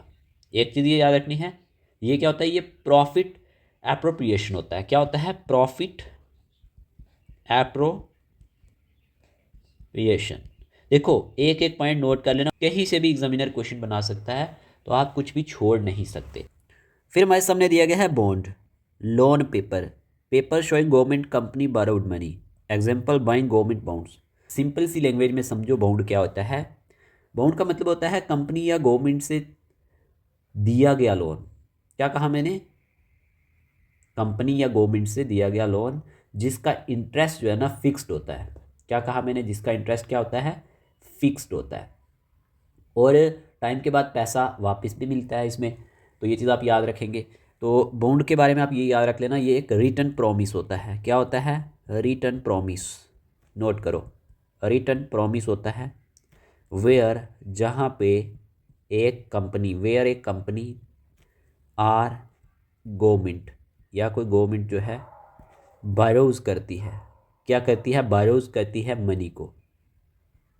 कौन, एक कंपनी या फिर गवर्नमेंट बारो करती है मनी को, एंड एग्रीज करती है, और क्या करती है, एग्रीज करती है टू पे करने के लिए इंटरेस्ट, टू पे इंटरेस्ट एंड रिटर्न, और यहाँ पे आपको रिटर्न करती है किस चीज़ को, मनी को, and return the money after a fix time, after a fixed time. तो ये चीज़ आप याद रखेंगे इसके बारे में, ठीक है। आप पैसा देते हो इसमें, सामने वाला इंटरेस्ट देता है, और मैच्योरिटी पर आपको क्या मिलता है, पैसा वापस मिलता है, ठीक है। तो आप क्या याद रखेंगे, a bond is a debt instrument, ये एक डेट इंस्ट्रूमेंट है, ठीक है, याद रखना। डेट इंस्ट्रूमेंट है जो इशू कौन करता है, issued by a company or government, ठीक है, आर गवर्नमेंट, किस लिए, टू रेज करने के लिए फंड्स को, टू रेज फंड्स, ठीक है, जो किसको कैरिंग करता है, कैरिंग करता है फिक्स्ड इंटरेस्ट को, fixed interest and a fixed maturity period. तो ये चीज़ आपकी समझ में आई होगी। एग्जाम्पल के तौर पे ना मान के चलते हैं 1000 का क्या किया, बॉन्ड इशू किया, किसने, कंपनी ने, ठीक। और इस पे जो इंटरेस्ट था ना, इंटरेस्ट इस पे 10% पर ईयर लगाया, 10% पर ईयर, ठीक। तो टाइम इसमें जो था वो 5 साल थे, टाइम 5 साल था। हर साल इंटरेस्ट कितना बड़ा होगा अगर 5 साल की बात करें, इंटरेस्ट अगर 10% पर ईयर है तो सीधी सी बात है हर साल इंटरेस्ट यहाँ पे रुपीज़ 100 बड़ा होगा, ठीक है ना, मतलब 100 रुपीज़ पर ईयर रहा होगा हर साल के लिए। तो आफ्टर 5 ईयर कितना रहेगा, आफ्टर 5 ईयर जब हम बात करते हैं ना, आफ्टर 5 ईयर ये ₹1000 जो है टोटल होगा, तो ये आपको वापस मिलेगा। यही हमारे पास बाउंड है, ठीक है। इसको कौन बाई करता है, जो लोग सेफ इन्वेस्टमेंट चाहते हैं, ठीक है, या फिर जो फिक्स्ड इनकम चाहने वाले लोग हैं, यही इसको बाय करते हैं। तो आप याद रखेंगे कंपनी या गवर्नमेंट से दिया गया लोन जिसका इंटरेस्ट फिक्स्ड होता है और टाइम के बाद पैसा वापस मिलता है, इसी को हम बाउंड कहते हैं, ठीक है। ये चीज़ आपको याद रखनी है। रिटर्न प्रॉमिस होता है जहाँ पे कंपनी या गवर्नमेंट बारो करती है मनी को, ठीक, एंड एग्रीज टू पे इंटरेस्ट, और इस चीज़ के लिए एग्री हो जाती है कि पे करना है इंटरेस्ट को एंड रिटर्न करना है मनी को एक फिक्स टाइम के बाद। ये एक लोन की तरह ही होता है लेकिन इसमें फिक्स्ड इंटरेस्ट आपको मिलता है। तो बॉन्ड के बारे में याद रखना ना, लोन पेपर के नाम से भी ये जाना जाता है, लोन पेपर। पेपर शोइंग, ये पेपर क्या दिखाता है, गवर्नमेंट कंपनी, कोई गवर्नमेंट है या कंपनी उसने बारोड किया मनी को, ठीक है, इसी चीज़ को बॉन्ड कहा जाता है। तो इसमें आप कंफ्यूज नहीं होंगे, ठीक है। आपके सामने दिया गया है मॉर्गेज। अब मॉर्गेज क्या होता है, देखिए ये एक लोन होता है, a loan taken by keeping property as security. क्या समझे आप, मॉर्गेज का मतलब होता है कि प्रॉपर्टी यानी घर या ज़मीन की अगर हम बात करते हैं, आपका कोई घर है, आपकी कोई ज़मीन है, आप क्या करते हो, आप उसको गिरवी रख कर लोन लेते हो, समझ रहे हो बात को, यही हमारे पास मॉर्गेज कहलाता है। मॉर्गेज मीन प्रॉपर्टी को गिरवी रख कर लिया गया लोन, यानी घर या ज़मीन सिक्योरिटी होती है आपकी, ये तो आपको पता ही है। तो पैसा लोन के रूप में मिलता है आपको, फिर पैसा किस फॉर्म में मिलता है, लोन के फॉर्म में। तो पैसा वापस ना दिया तो प्रॉपर्टी आपकी क्या हो जाती है, चली जाती है। आप सिंपली क्या याद रखेंगे, मॉर्गेज का मतलब क्या है, मॉर्गेज मीन प्रॉपर्टी यानी जो आपका घर है या कोई ज़मीन है उसको आप गिरवी रख कर लोन लेते हैं, ठीक है। घर या ज़मीन आपकी देखो क्या होती है, सिक्योरिटी होती है ना, बिल्कुल सिक्योरिटी है। तो मान के चलो आप क्या करते हैं, पैसा वापस नहीं दे पाते हैं, तो फिर वो आपकी प्रॉपर्टी बाद में चली जाती है, वो भी आपको नहीं मिलती, यही मॉर्गेज कहलाता है, ठीक है। पैसा आपको लोन के रूप में तो मिलता है लेकिन इसमें आपको चीज़ें गिरवी रखनी पड़ती है, और ये क्वेश्चन भी पूछा गया है एग्जाम में, तो इंपॉर्टेंट टर्म है, इसीलिए मैंने आपको बोला था ना कि ये 100 टर्म्स काफ़ी इंपॉर्टेंट रहने वाली है। तो आप क्या याद रखोगे, एक अलग पेज पे समझा देता हूँ। पेज क्या है, मॉर्गेज की जब हम बात करते हैं, ये क्या है, एक लोन है, क्या है, लोन, ठीक।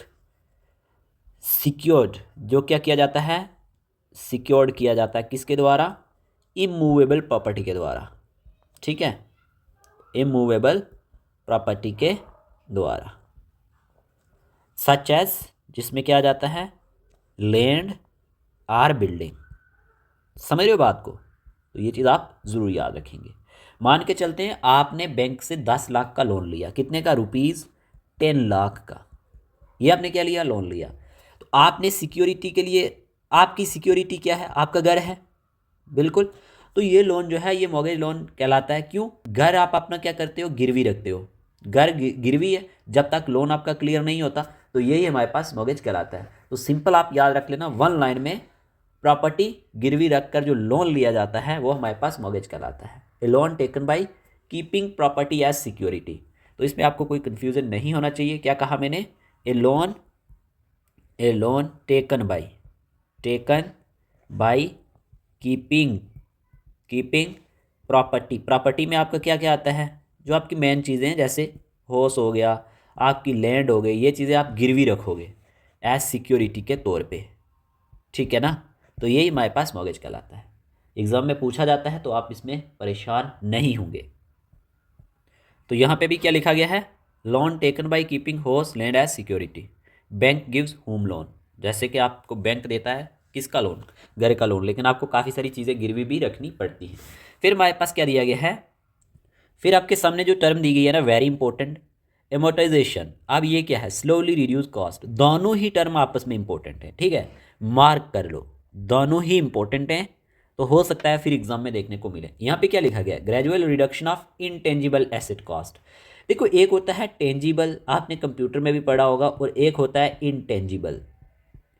टेंजिबल वो चीज़ होती है जिसे आप टच कर सकते हो, ठीक है। इनटेंजिबल वो होती है जिसे आप टच नहीं कर सकते, ठीक है। जैसे ना कोई सॉफ्टवेयर है कंप्यूटर का, वो इनटेंजिबल है। पेटेंट राइट्स होते हैं, ये इनटेंजिबल होता है। गुडविल, जैसे कि बिजनेस की रेपुटेशन, लास्ट वीडियो सेशन में गुडविल के बारे में पढ़ाया था ना, तो ये इनटेंजिबल एसेट की एग्जांपल है। Software, patent, goodwill.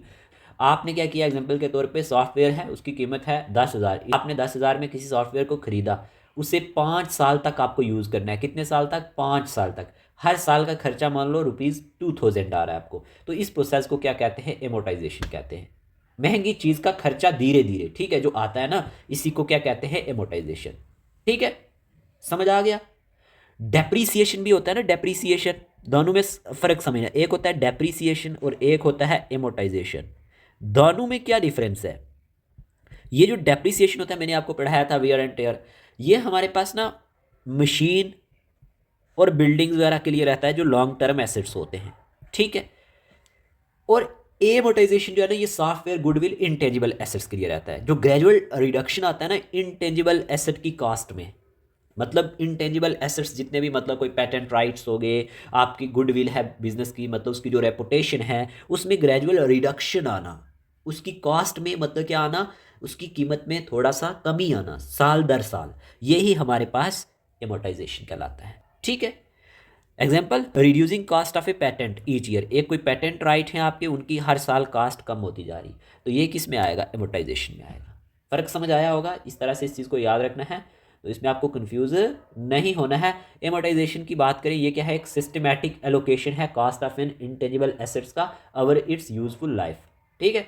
तो इतना आप जरूर याद रखेंगे। तो सिंपली इतना याद रख लेना, स्लोली रिड्यूस कॉस्ट जो आती है इंटेंजिबल एसेट में, ग्रेजुअल रिडक्शन जो आती है, ठीक है, इसी को एमोटाइजेशन कहा जाता है। तो ज़्यादा कुछ इसमें आपको सोचने की ज़रूरत नहीं है। फिर हमारे सामने 81 टर्म दिया गया है, inventory turnover. Goods sold speed shows how fast goods are sold, कि कितने जल्दी जो है ना गुड्स को बेचा जा रहा है। एग्जाम्पल, टॉयज सोल्ड क्विकली, तो हमारे पास हाई टर्नओवर रहेगा। अलग पेज पे समझा देता हूँ कि इन्वेंट्री टर्नओवर क्या रहता है। वैसे मैंने आपको इन्वेंट्री भी पढ़ाया हुआ है और टर्नओवर भी पढ़ाया है। अगर आपको इन दोनों टर्म का मीनिंग पता है, लास्ट वीडियो सेशन अगर आपने देखें, तो आपको ये चीज़ समझ आ चुकी होगी। फिर भी मैं आपको अलग पेज पे समझा देता हूँ। इन्वेंट्री टर्नओवर क्या है, इन्वेंट्री टर्नओवर आपको क्या याद रखना है, आपको याद रखना है कि how many times, exact definition क्या है, how many times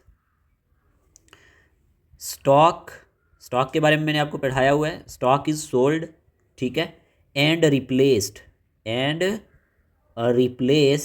in a given period, in a given period. ये चीज़ समझ आई आपको, मतलब स्टॉक एक साल यानी या पीरियड में कितनी बार बिकता है और नया स्टॉक कितना आता है, यही इन्वेंट्री टर्नओवर कहलाता है, ठीक है।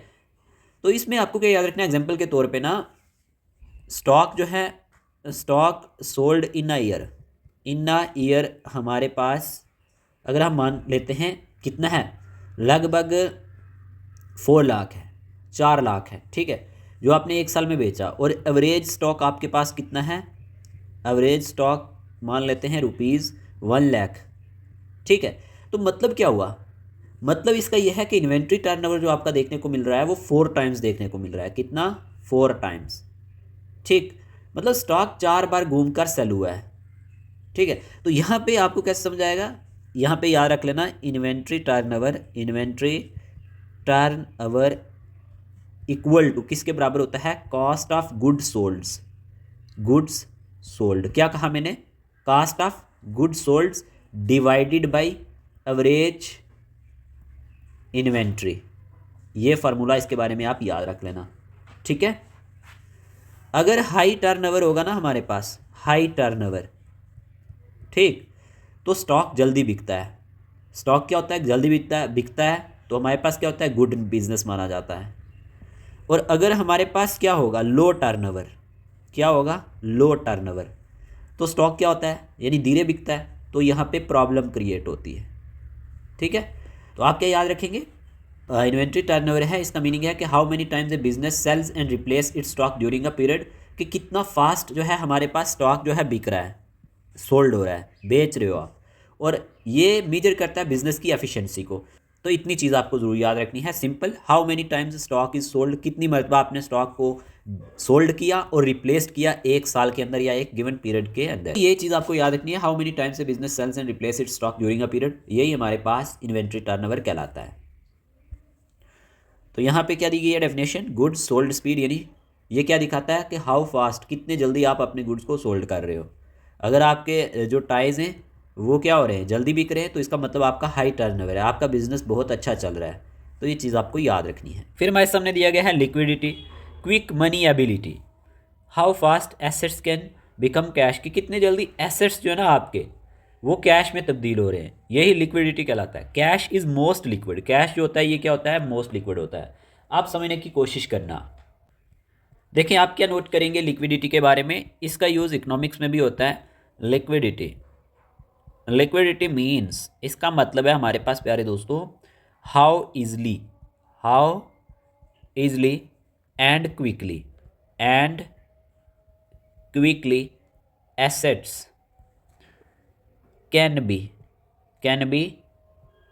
कन्वर्टेड इनटू कैश, ये चीज़ आप याद रखेंगे। ठीक है, how easily and quickly assets can be converted into cash. More liquidity अगर होगी ना हमारे पास, मोर लिक्विडिटी, इसका मतलब क्या हो गया, कैश जो है ना हमारे पास, कैश इजली अवेलेबल है। ठीक, और अगर लेस लिक्विडिटी होगी, क्या होगी, लेस लिक्विडिटी, तो इसका मतलब कैश जो है, cash not easily available, cash आपके पास इजली अवेलेबल नहीं है। समझ रहे हो।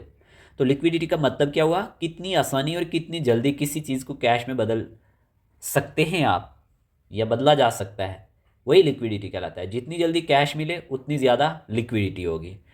तो कैश की क्या होती है हमारे पास, याद रख लेना, कैश की हमारे पास वेरी हाई लिक्विडिटी होती है। आपको पता है क्या याद रखना है, आपको ये याद रखना है, अगर आपसे एग्जामिनर पूछ ले कि इनमें से किसकी सबसे ज़्यादा लिक्विडिटी है, ऑप्शन दे सकता है कैश की। बैंक बैलेंस की भी क्या होती है हमारे पास, बैंक बैलेंस जो आपका होता है ना, इसकी भी हमारे पास हाई लिक्विडिटी होती है। क्या होती है, हाई लिक्विडिटी, ये चीज़ भी आप याद रखेंगे।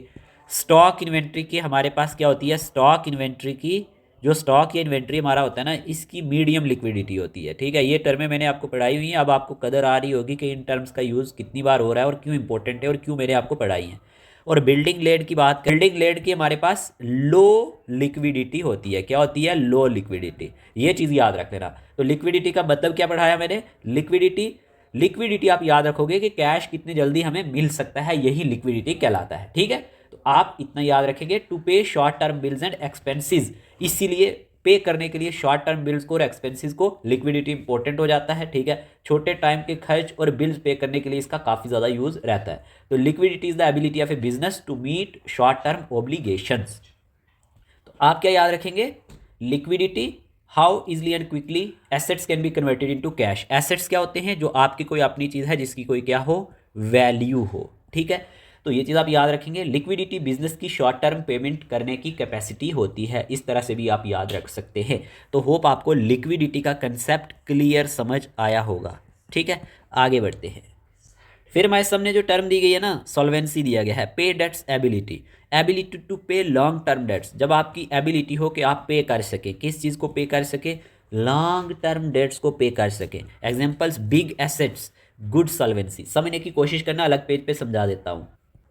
मैंने क्या बोला, सॉल्वेंसी, सॉल्वेंसी। अब देखो ये सॉल्वेंसी क्या है मेरे प्यारे दोस्तों, इसका मीनिंग क्या निकलेगा, द एबिलिटी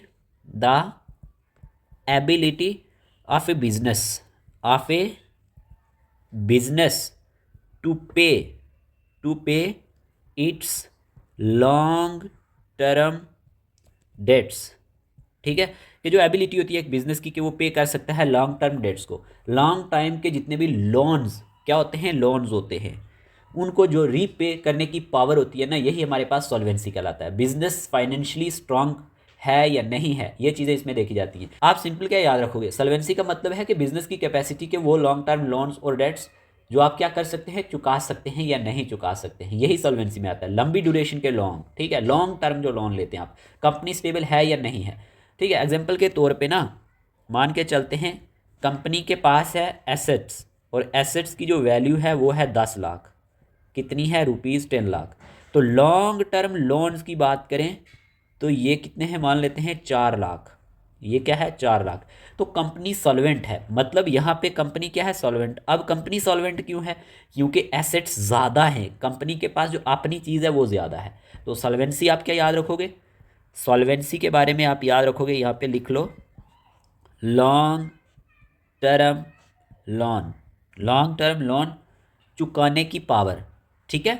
एबिलिटी टू, किसकी ability, ability of a business to pay its long term debts या लोन। तो ये चीज़ याद रख लेना, एक फ़र्क याद रख लेना, लिक्विडिटी और सॉल्वेंसी में फ़र्क क्या है, अगर आपसे कोई पूछ ले। लिक्विडिटी होता है शॉर्ट टर्म पेमेंट के लिए, और सॉल्वेंसी होता है लॉन्ग टर्म पेमेंट के लिए, ठीक है, लॉन्ग टर्म पेमेंट के लिए। क्लियर, तो आपको ये चीज़ समझ आई होगी। Solvency is the ability of a business to meet its long term obligations. Solvency business की लॉन्ग टर्म पेमेंट करने की एबिलिटी होती है। तो ये चीज़ आपको समझ में आई होगी। पढ़ने से पहले अगर आप में से कोई भी ऐसा एस्पायरेंट जिसको स्टडी मटेरियल चाहिए हो, ठीक है, यहीं पे OMR बेस्ड टेस्ट चाहिए हो, प्रैक्टिस सेट, ठीक है ना, प्रैक्टिस सेट्स चाहिए हों, तो आप हमारे व्हाट्सएप नंबर पे मैसेज कर सकते हैं, नंबर स्क्रीन पे दिया गया है।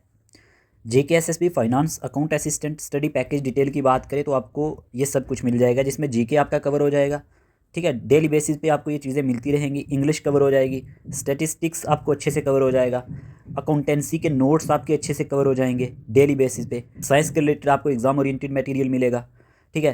इकोनॉमिक्स की बात करें, ये नोट्स आपको अच्छे से मिल जाएंगे डेली बेसिस पे। कंप्यूटर की बात करें, ऑलरेडी हमने पढ़ाया है लेकिन ये भी आपको मिलेगा। करंट अफेयर्स भी आपको मिलेंगे, ठीक है। मटेरियल एंड टेस्ट की बात करें तो एग्जाम ओरिएंटेड नोट्स PDF तो आपके कवर होंगे। OMR बेस्ड टेस्ट रहेंगे, पहले हम सेक्शनल टेस्ट रखेंगे और बाद में हम फुल लेंथ टेस्ट भी रखेंगे, ठीक है। टॉपिक वाइज प्रैक्टिस टेस्ट भी रखेंगे और प्रीवियस ईयर क्वेश्चंस भी हम इसमें डालने की कोशिश करेंगे। एक्स्ट्रा बेनिफिट ये है कि व्हाट्सएप पेड ग्रुप रहेगा, कहीं पे आपको डाउट रहता है तो वो भी हम आपको बताते रहेंगे। एग्ज़ाम स्ट्रेटजी एंड गाइडेंस आपको डेली बेसिस पे मिलती रहेगी ताकि आप मोटिवेट रहें। इसकी फ़ी अभी ओनली सिर्फ 499 रुपीज़ है, ठीक है, सिर्फ 499 रुपीज़। अगर आप में से कोई भी इंटरेस्टेड एस्पायरेंट ये वाला मटेरियल लेना चाहे, पेड ग्रुप में ऐड होना चाहे तो हो सकता है, बाद में ये फ़ी इंक्रीज़ भी हो सकती है। और हाँ, जिन्होंने भी हमसे NT का मटेरियल लिया है या फिर JKPSI का लिया है, आपके लिए ऑफ़र है, आपको ये फ़ीस सिर्फ और सिर्फ 249 पड़ेगी। कौन से एस्पायरेंट, जिन्होंने हमसे ऑलरेडी NT और JKPSI का स्टडी मटेरियल लिया था, ठीक है। इनकी क्लासेस भी हम कंटिन्यू करेंगे और GK जो हम यहाँ पे पढ़ाएंगे वो NT और JKPSI को भी माइंड में रख के पढ़ाएंगे ताकि आपका लॉस ना हो और आप भी अपनी स्टडी को कंटिन्यू कर पाएँ, ठीक है। क्योंकि NT का एग्ज़ाम अभी थोड़ा लेट ही होगा, अगर हुआ तो हम चाहते हैं कि आप भी साथ साथ इसकी प्रिपरेशन करें। तो इसके लिए आपको व्हाट्सएप नंबर पर मैसेज करना है, आज से ही रजिस्ट्रेशन करवा देना जो भी इंटरेस्टेड है, ठीक है। बाकी अगर आपने किसी और का कोर्स लिया अच्छी बात है, आप उनसे पढ़े, लेकिन जो इंटरेस्टेड है, अगर चाहते हैं कि हमारे नोट्स से आपको पढ़ना है, आप हमारे नोट्स के थ्रू जा सकते हैं। कोई ज़ोर ज़बरदस्ती नहीं है, इंटरेस्ट एस्पायरेंट की बात कर रहा हूँ। व्हाट्सएप नंबर पे मैसेज डालना है और लिखना है FAA के नोट्स चाहिए और पेड ग्रुप सब्सक्रिप्शन चाहिए, तो आपको मिल जाएगी। ओके प्यारे दोस्तों, आगे बात करते हैं। फिर हमारे सामने 84 नंबर पे टर्म दिया गया है अकाउंटिंग पीरियड। ये क्या है, time for record for which accounts are made. ये वो टाइम होता है जिसमें अकाउंट्स को क्या किया जाता है, बनाया जाता है। एग्जाम्पल 1 अप्रैल से 31 मार्च ले लेते हैं। तो आपको इतना याद रखना है, accounting period means the fixed time, the fixed time period, ठीक है, फॉर विच, जिसमें क्या किया जाता है, for which accounts are prepared, accounts को प्रिपेयर्ड किया जाता है। ये चीज़ आप ज़रूर नोट करेंगे, ठीक है। प्रॉफिट या लॉस निकालने के लिए किया जाता है, अकाउंट्स बनाने के लिए किया जाता है, और यूजुअली ये कितना रहता है, 1 ईयर, 1 साल रहता है। तो अकाउंटिंग पीरियड का मतलब क्या हुआ, वो फिक्स टाइम जिसके लिए बिजनेस अपना हिसाब किताब बनाता है, ठीक है। प्रॉफिट लॉस चेक करने के लिए ठीक है, ये चीज़ आप ज़रूर याद रखेंगे। और इसमें एक टाइम फिक्स रहता है, 1 साल भी रह सकता है। जैसे कि 1 अप्रैल 2024 से अगर हम बात करते हैं, यहाँ से लेकर 31 मार्च 2025 तक, तो ये क्या है, ये एक अकाउंटिंग पीरियड है। तो अकाउंटिंग पीरियड कुछ भी नहीं, सिंपल हिसाब का फिक्स्ड टाइम, ठीक। टू मेजर प्रॉफिट और लॉस, जिसमें हम क्या करते हैं, मेजर करते हैं प्रॉफिट और लॉस को एक स्पेसिफिक टाइम के लिए, ठीक है, ताकि एक फिक्स टाइम का प्रॉफिट या लॉस हमें पता चल सके। तो ये चीज़ आपको याद रखनी है अकाउंटिंग पीरियड के लिए, ठीक है। Accounting period is the period for which financial statements are prepared, जिसमें फाइनेंशियल स्टेटमेंट्स को प्रिपेयर किया जाता है। अकाउंटिंग पीरियड वो समय होता है, वो टाइम होता है जिसके लिए अकाउंट्स बनाए जाते हैं। तो ये चीज़ आपको क्लियर हुई होगी। फिर हमारे सामने दिया गया यहाँ पे टर्म फाइनेंशियल स्टेटमेंट। अब फाइनेंशियल स्टेटमेंट क्या है, अकाउंट्स की रिपोर्ट, यानी final reports showing business results. वो फाइनल रिपोर्ट्स जो हमें बिजनेस का रिजल्ट्स बताती हैं, इसी को फाइनेंशियल स्टेटमेंट कहा जाता है। जैसे बैलेंस शीट या P&L अकाउंट, यानी कि प्रॉफिट एंड लॉस अकाउंट। आपको क्या याद रखना है, financial statements are written reports. ये क्या होती हैं, रिटन रिपोर्ट्स होती हैं, रिटन रिपोर्ट्स याद रख लेना। दैट शो, जो किसको दिखाती है, financial performance and position of a business. Profit या लॉस इसमें देखते हैं, एसेट लाइबिलिटीज़ का पता चलता है, वो चीज़ें इसमें बताई जाती हैं। बिजनेस की कंडीशन समझने में मदद मिलती है। बिजनेस के हिसाब किताब की रिपोर्ट्स जो बताती है कि बिजनेस प्रॉफिट में है या लॉस में है, यही फाइनेंशियल स्टेटमेंट कहलाता है। कितना कमाया, कितना खर्चा, कितनी प्रॉपर्टी और लोन है, ये चीज़ आप याद रखेंगे। और मेन फाइनेंशियल स्टेटमेंट कौन कौन सी हैं, एक तो ट्रेडिंग अकाउंट है, ऑलरेडी पढ़ा चुका हूँ, बेसिक P&L अकाउंट है, यानी कि प्रॉफिट एंड लॉस अकाउंट है, और बैलेंस शीट है। क्या है, बैलेंस शीट। ये हमारे पास क्या है, मेन फाइनेंशियल स्टेटमेंट्स। अगर आपको कोई पूछ ले कि बिजनेस की फाइनेंशियल कंडीशन कैसी है, तो आप ये चीज़ किस चीज़ से पता करके बताएंगे, ये चीज़ आपको फाइनेंशियल स्टेटमेंट से ही देखने को मिलेगी। तो फाइनेंशियल स्टेटमेंट क्या हुआ, बिजनेस की रिपोर्ट कार्ड, ठीक है। To know profit loss and financial position, इसलिए ये इंपॉर्टेंट है। प्रॉफिट लॉस और बिजनेस की पोजीशन जानने के लिए याद रख लेना। और फाइनेंशियल स्टेटमेंट की जब बात होती है ना, आर रिपोर्ट्स जो क्या दिखाती हैं, फाइनेंशियल परफॉर्मेंस एज ऑलरेडी मैंने आपको बता दिया, and position of a business. Financial statement में सिंपली क्या होता है, बिजनेस के फाइनेंशियल रिजल्ट और पोजीशन को दिखाया जाता है। तो इसमें आप कंफ्यूज नहीं होंगे। फिर आपके सामने दिया गया है गोइंग कंसर्न, रनिंग बिजनेस। अब ये क्या चीज़ है, ये भी इंपॉर्टेंट है, नोट कर लो। आइडिया, ये कैसा idea, that business will keep working, यानी कि shop will run next year too. आप समझने की कोशिश करना, गोइंग कंसर्न का मतलब है, ये वो असम्पशन है that business will continue to operate in future, कि जो बिजनेस है ये कंटिन्यू ऑपरेट होगा फ्यूचर में भी, बिजनेस बंद होने वाला नहीं है, ठीक है, आगे भी काम करेगा, लॉन्ग टाइम तक चलेगा, ये गोइंग कंसर्न कहता है, ठीक है। गोइंग कंसर्न का मतलब क्या है, बिजनेस आगे भी चलने वाला है, बंद होने का कोई प्लान नहीं है, ठीक है। तो बिजनेस कंटिन्यू रहेगा, फ्यूचर में भी काम करेगा, ये चीज़ें आ जाती हैं गोइंग कंसर्न में। एक एग्जाम्पल के तौर पे ना, एक शॉपकीपर है, तो एक शॉप जो रोज़ रोज़ चलती रहती है आपकी, कोई प्लान नहीं है आपका उसको बंद करने का, तो शॉप को आप क्या करते हो, शॉप को गोइंग कंसर्न में आप मानते हो, ठीक है। तो गोइंग कंसर्न क्या हुआ, the assumption that business will continue to operate in the future, business आपका कभी भी बंद नहीं होगा, आगे भी काम करेगा, लॉन्ग टाइम तक चलेगा। ये सारी की सारी चीज़ें किस चीज़ में आ जाती हैं, गोइंग कंसर्न में आ जाती हैं। सिंपल आपके याद रखोगे, बिजनेस चलता रहेगा आगे भी फ्यूचर में, यही गोइंग कंसर्न है।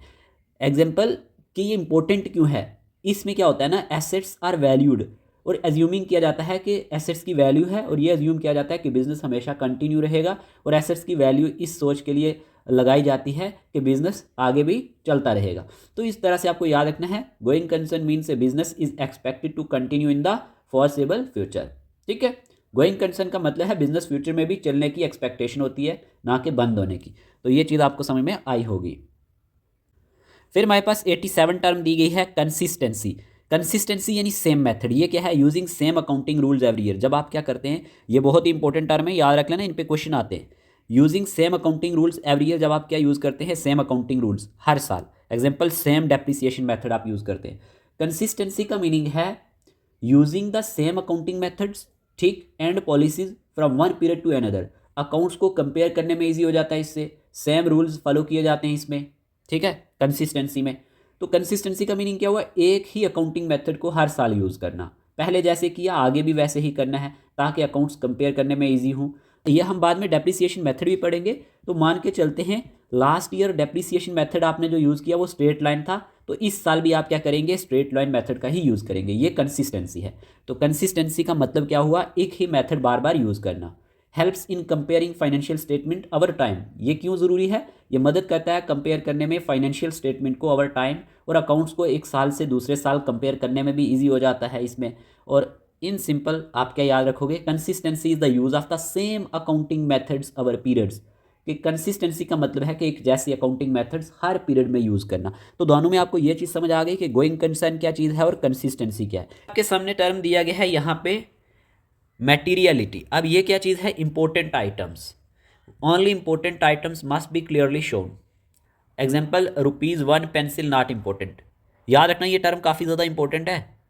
अब समझना क्यों इंपॉर्टेंट है। देखें होता क्या है, मटेरियलिटी की जब हम बात करते हैं ना, अलग पेज पे समझा देता हूँ। टर्म क्या है? मटेरियलिटी, यही है।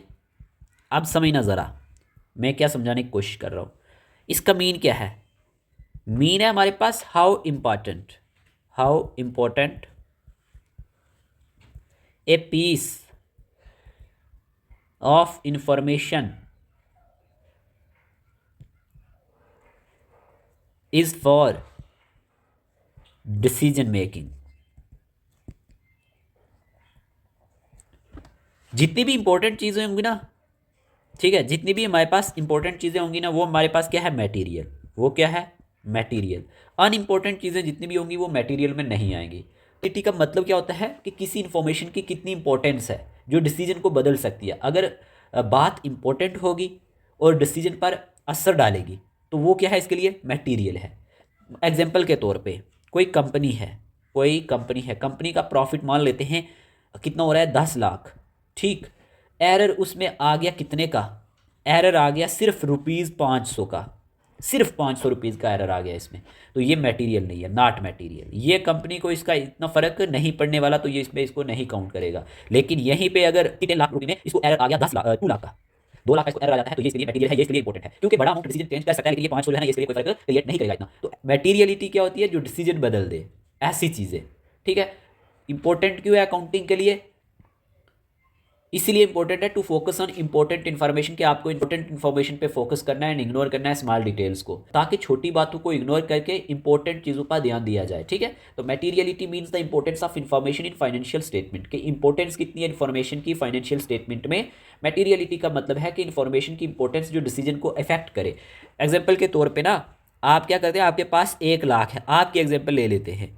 आपको इस 1 लाख में से ना, मान के ले चलते हैं 500 का कहीं एरर हो गया, आपका नुकसान हो गया 500 का। आप इस 500 को इतनी इंपॉर्टेंस नहीं दोगे तो ये आपके लिए मटेरियल नहीं है। लेकिन यहीं से अगर आपको 2000 3000 मान लेते, 1 लाख से डिफरेंस आ रहा है, एरर आ रहा है, तो वो आपके लिए इंपॉर्टेंट है, उस पर आप ध्यान देंगे। जैसे मैंने आपको पेंसिल की एग्जांपल दी थी, वो क्यों दी थी? मतलब मान के चलते हैं आपका ऑफिस है, आपकी पेंसिल गायब हो गई, तो उससे आपको क्या ही फ़र्क पड़ेगा? कुछ फ़र्क नहीं पड़ने वाला। लेकिन यहीं पे आपका कोई कंप्यूटर चोरी हो जाता है, वो आपके लिए मटेरियल है ना, वो मटेरियलिटी है, वो इंपॉर्टेंट है आपके लिए। तो आपको ये डिफरेंस समझ आया होगा कि मटेरियलिटी क्या होता है। Means the importance of information in financial statement, जिसमें आप चीज़ों पर ध्यान देते हैं। ठीक है, हाउ इंपॉर्टेंट है पीस ऑफ इन्फॉर्मेशन, के एक पीस ऑफ इन्फॉर्मेशन आपके लिए कितना ज़रूरी है डिसीजन मेकिंग के लिए, वो हमारे पास इंपॉर्टेंट चीज़ मानी जाएगी। तो अनइम्पॉर्टेंट की एग्जांपल भी दे दी कि आपको अगर कोई छोटा मोटा एरर हो जाता है, कोई छोटी सी चीज़ आपकी नुकसान हो जाती है, वो आपके लिए इंपॉर्टेंट नहीं मानी जाएगी। तो ये चीज़ आप ज़रूर याद रख लेना। अब देखें यहीं पे 89 टर्म दिया गया है लेजर पोस्टिंग। आप में से अगर किसी ने एग्ज़ाम दिया होगा ना लास्ट, ये क्वेश्चन पोस्टिंग वाला आया हुआ है एग्ज़ाम में। ठीक है, अभी तक जितने भी टर्म्स मैंने आपको पढ़ा लिए ना, एट लीस्ट 7 से 8 क्वेश्चन इन्हीं टर्म्स में से पूछे गए हैं एग्जाम में डायरेक्टली वन लाइनर फॉर्म में।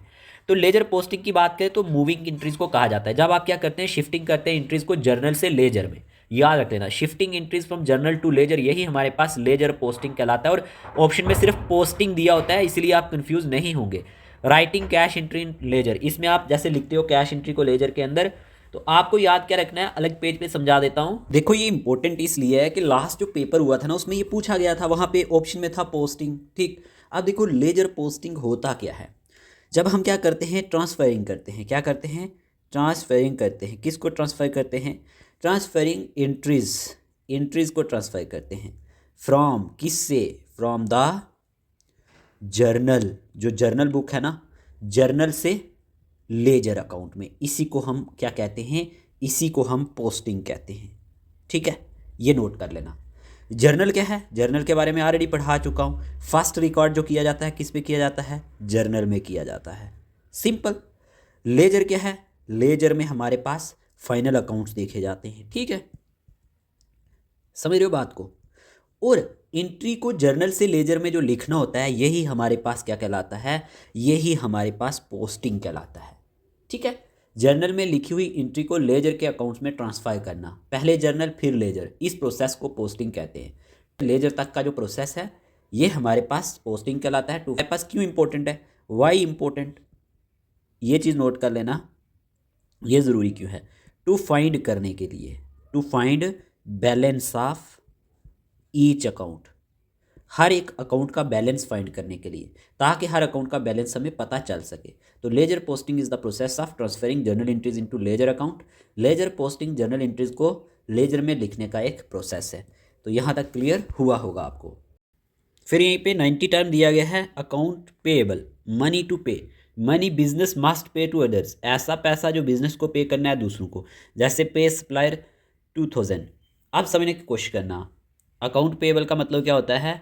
Money a business has to pay to its supplier, जो मनी बिजनेस को अपने सप्लायर को पे करना होता है, किस लिए? गुड्स और सर्विसेज के लिए, जो उसने क्रेडिट पे खरीदी होती है। बिजनेस का उधार है ये, याद रखना, शॉर्ट टर्म लाइबिलिटी में आता है। किस में आता है? शॉर्ट टर्म लाइबिलिटी में, ठीक है। तो ये पॉइंट नोट करेंगे।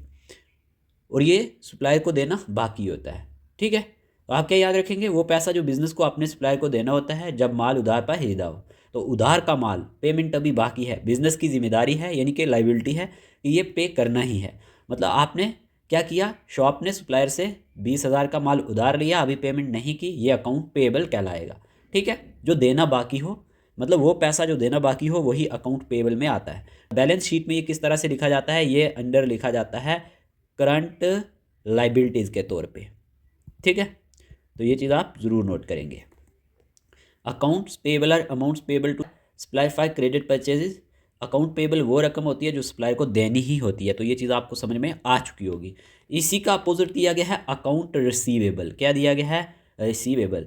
अब ये क्या चीज़ है? रिसीवेबल की जब बात करते हैं, money to receive, money others pay to a business, जो दूसरों को बिजनेस को देना होता है। जैसे कस्टमर ने और उसके ₹500, इसका मतलब क्या है? Money that customer have to pay to the business for goods और services sold on credit. Business का जो पैसा बाकी लेना होता है ना, वो हमारे पास अकाउंट रिसीवेबल में आता है। क्रेडिट सेल से ये बनता है। किससे? क्रेडिट सेल से, ठीक है। और ये शॉर्ट टर्म एसेट में आता है। किस में? शॉर्ट टर्म एसेट में। ये चीज़ ज़रूर याद रख लेना। वो पैसा जो कस्टमर को बिजनेस को देना होता है जब माल उधार पर बेचा हो। उधार की सेल, पैसा अभी मिलना जो आपको बाकी है, बिजनेस का ये एसेट माना जाता है। बिजनेस ने कस्टमर को मान के चलते हैं 1500 का माल उधार दे दिया, कस्टमर ने अभी पेमेंट नहीं की, ये अकाउंट रिसीवेबल है। तो रिसीवेबल का मतलब लेना जो बाकी हो, वो पैसा जो लेना बाकी हो वो अकाउंट रिसीवेबल। और हमारे पास यहीं पे अकाउंट पेएबल, जो पैसा देना बाकी हो। दोनों में यही डिफरेंस है।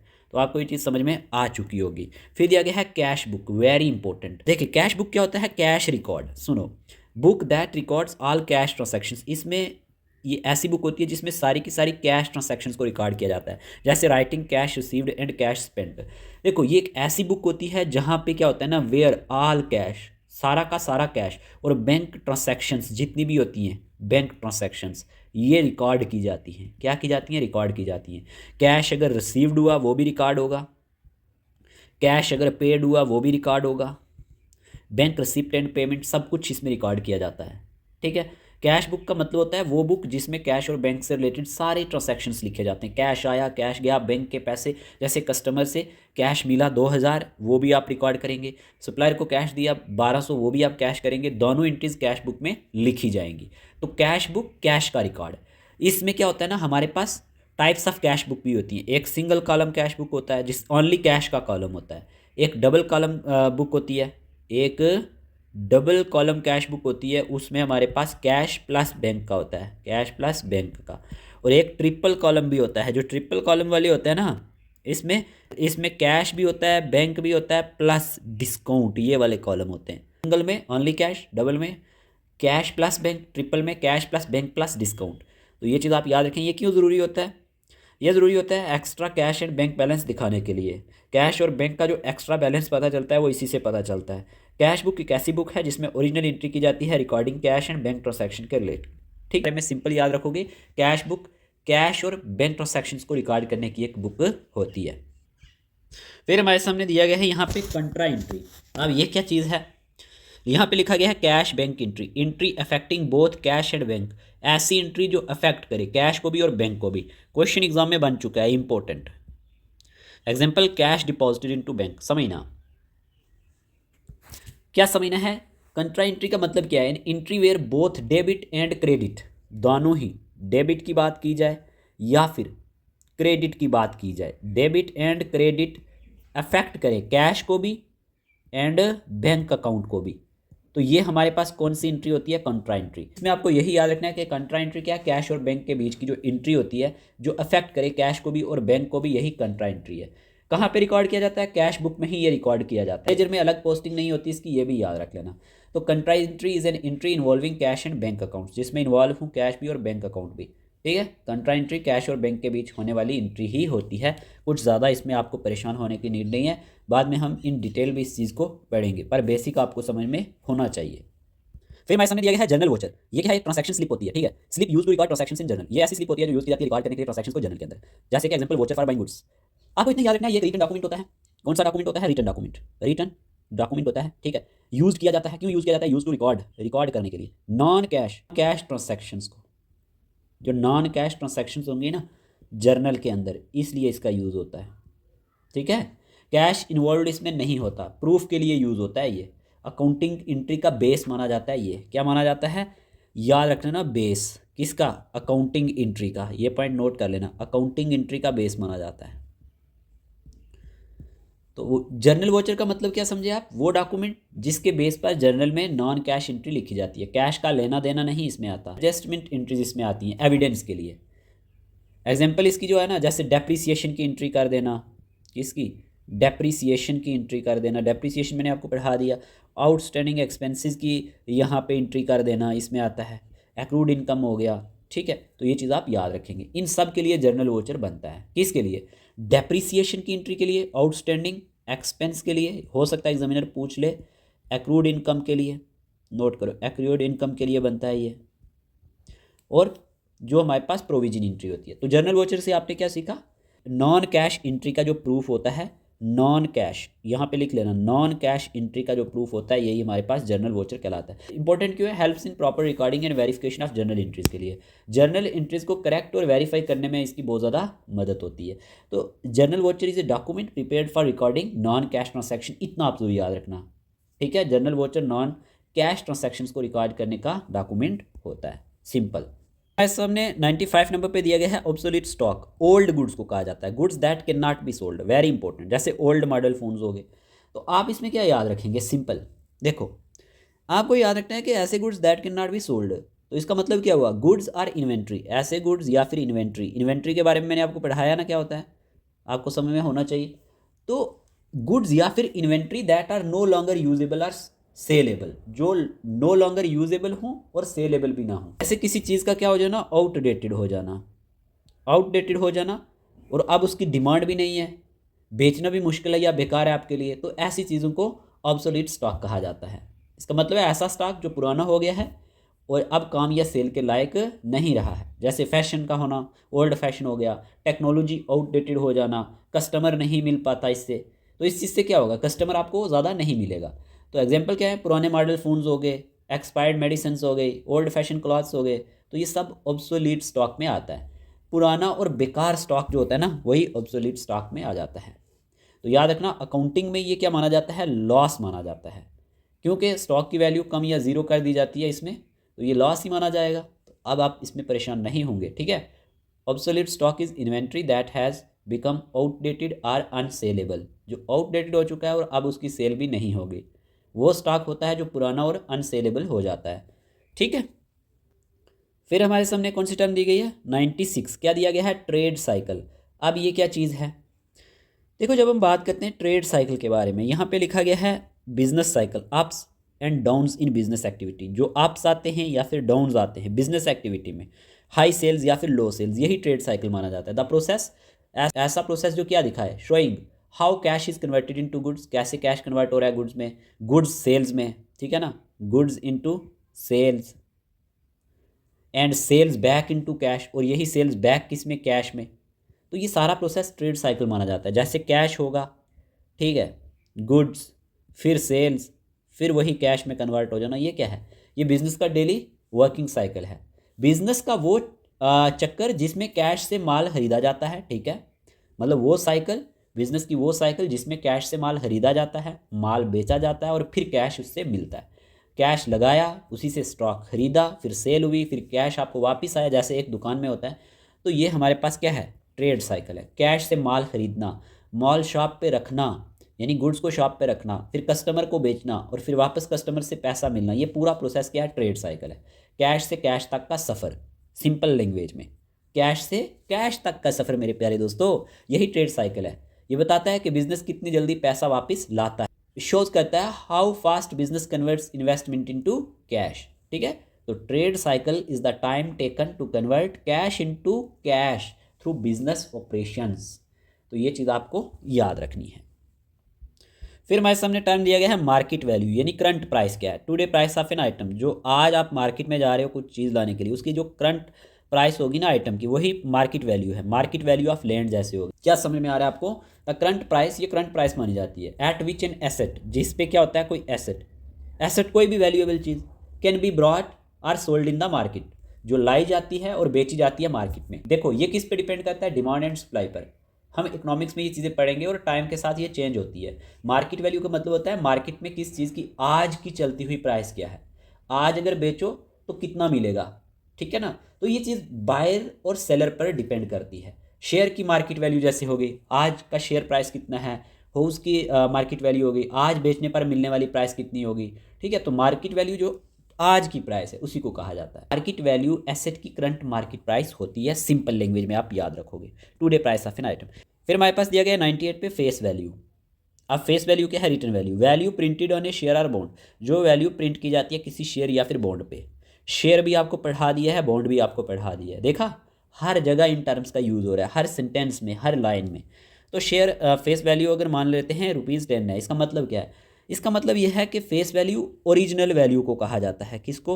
ओरिजिनल वैल्यू को। Original value return on A share, जो ओरिजिनल वैल्यू किसी शेयर पे लिखी जाएगी, बॉन्ड पे लिखी जाएगी, नोट पे लिखी जाएगी, ये फिक्स्ड होती है। क्या होती है? फिक्स्ड, चेंज बिल्कुल नहीं होती।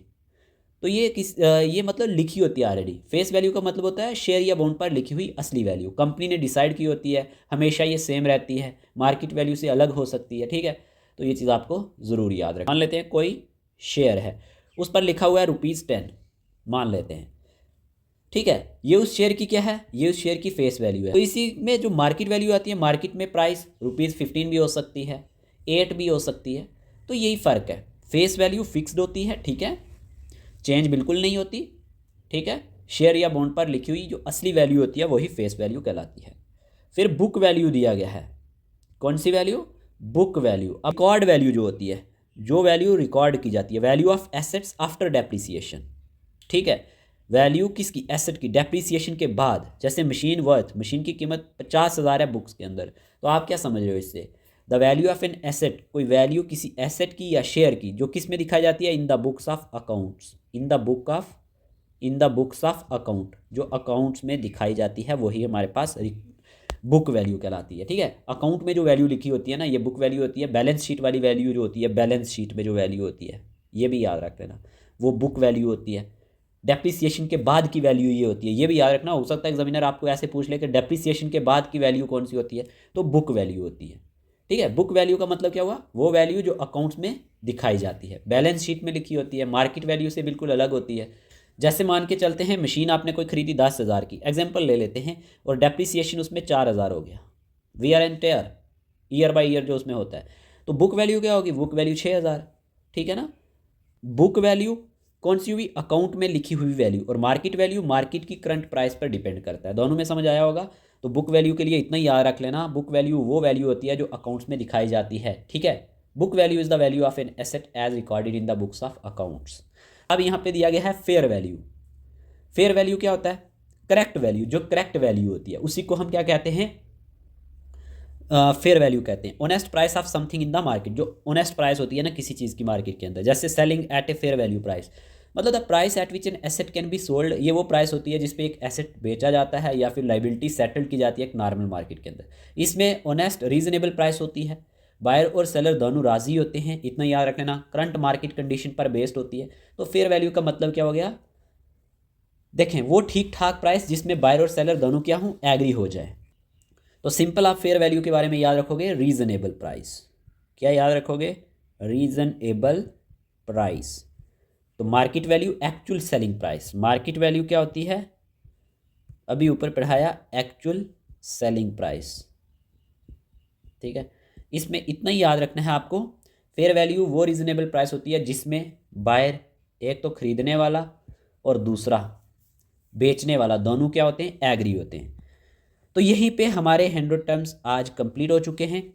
ठीक है, तो आप सच सच बताना, आप में से कितनों ने ये पूरे वीडियोस फॉलो किए और पूरे 100 के 100 टर्म्स समझ लिए हैं, और आपको कितना समझ आया है, कमेंट बॉक्स में ज़रूर बताना, क्योंकि इससे हमें ये भी पता चलेगा कि हमारे कंप्लीट वीडियो किसने फॉलो किए हैं, ये 100 के 100 टर्म्स भी आप में से किसने फॉलो किए हैं, हमें भी पता चले आप हमारे वीडियोज़ को कितनी वैल्यू देते हो। ठीक है, इसी तरह से हम आपके लिए वीडियो सेशन लाते रहेंगे। आपका काम है बस चैनल पे बने रहना, अच्छे से मेहनत करना। पीडीएफ टेस्ट सीरीज़ के लिए मैंने आपको बता दिया है क्या करना है, व्हाट्सएप नंबर स्क्रीन पे दिया गया है, इस नंबर पे मैसेज करना है, बाकी का प्रोसीजर हम आपको वहीं पे बता देंगे। ठीक है, आपको गाइड भी करते रहते हैं जब आपको कहीं पे कोई मुश्किल आती है। ठीक है, तो मिलते हैं न्यू वीडियो सेशन के साथ, तब तक के लिए बाय बाय, टेक केयर।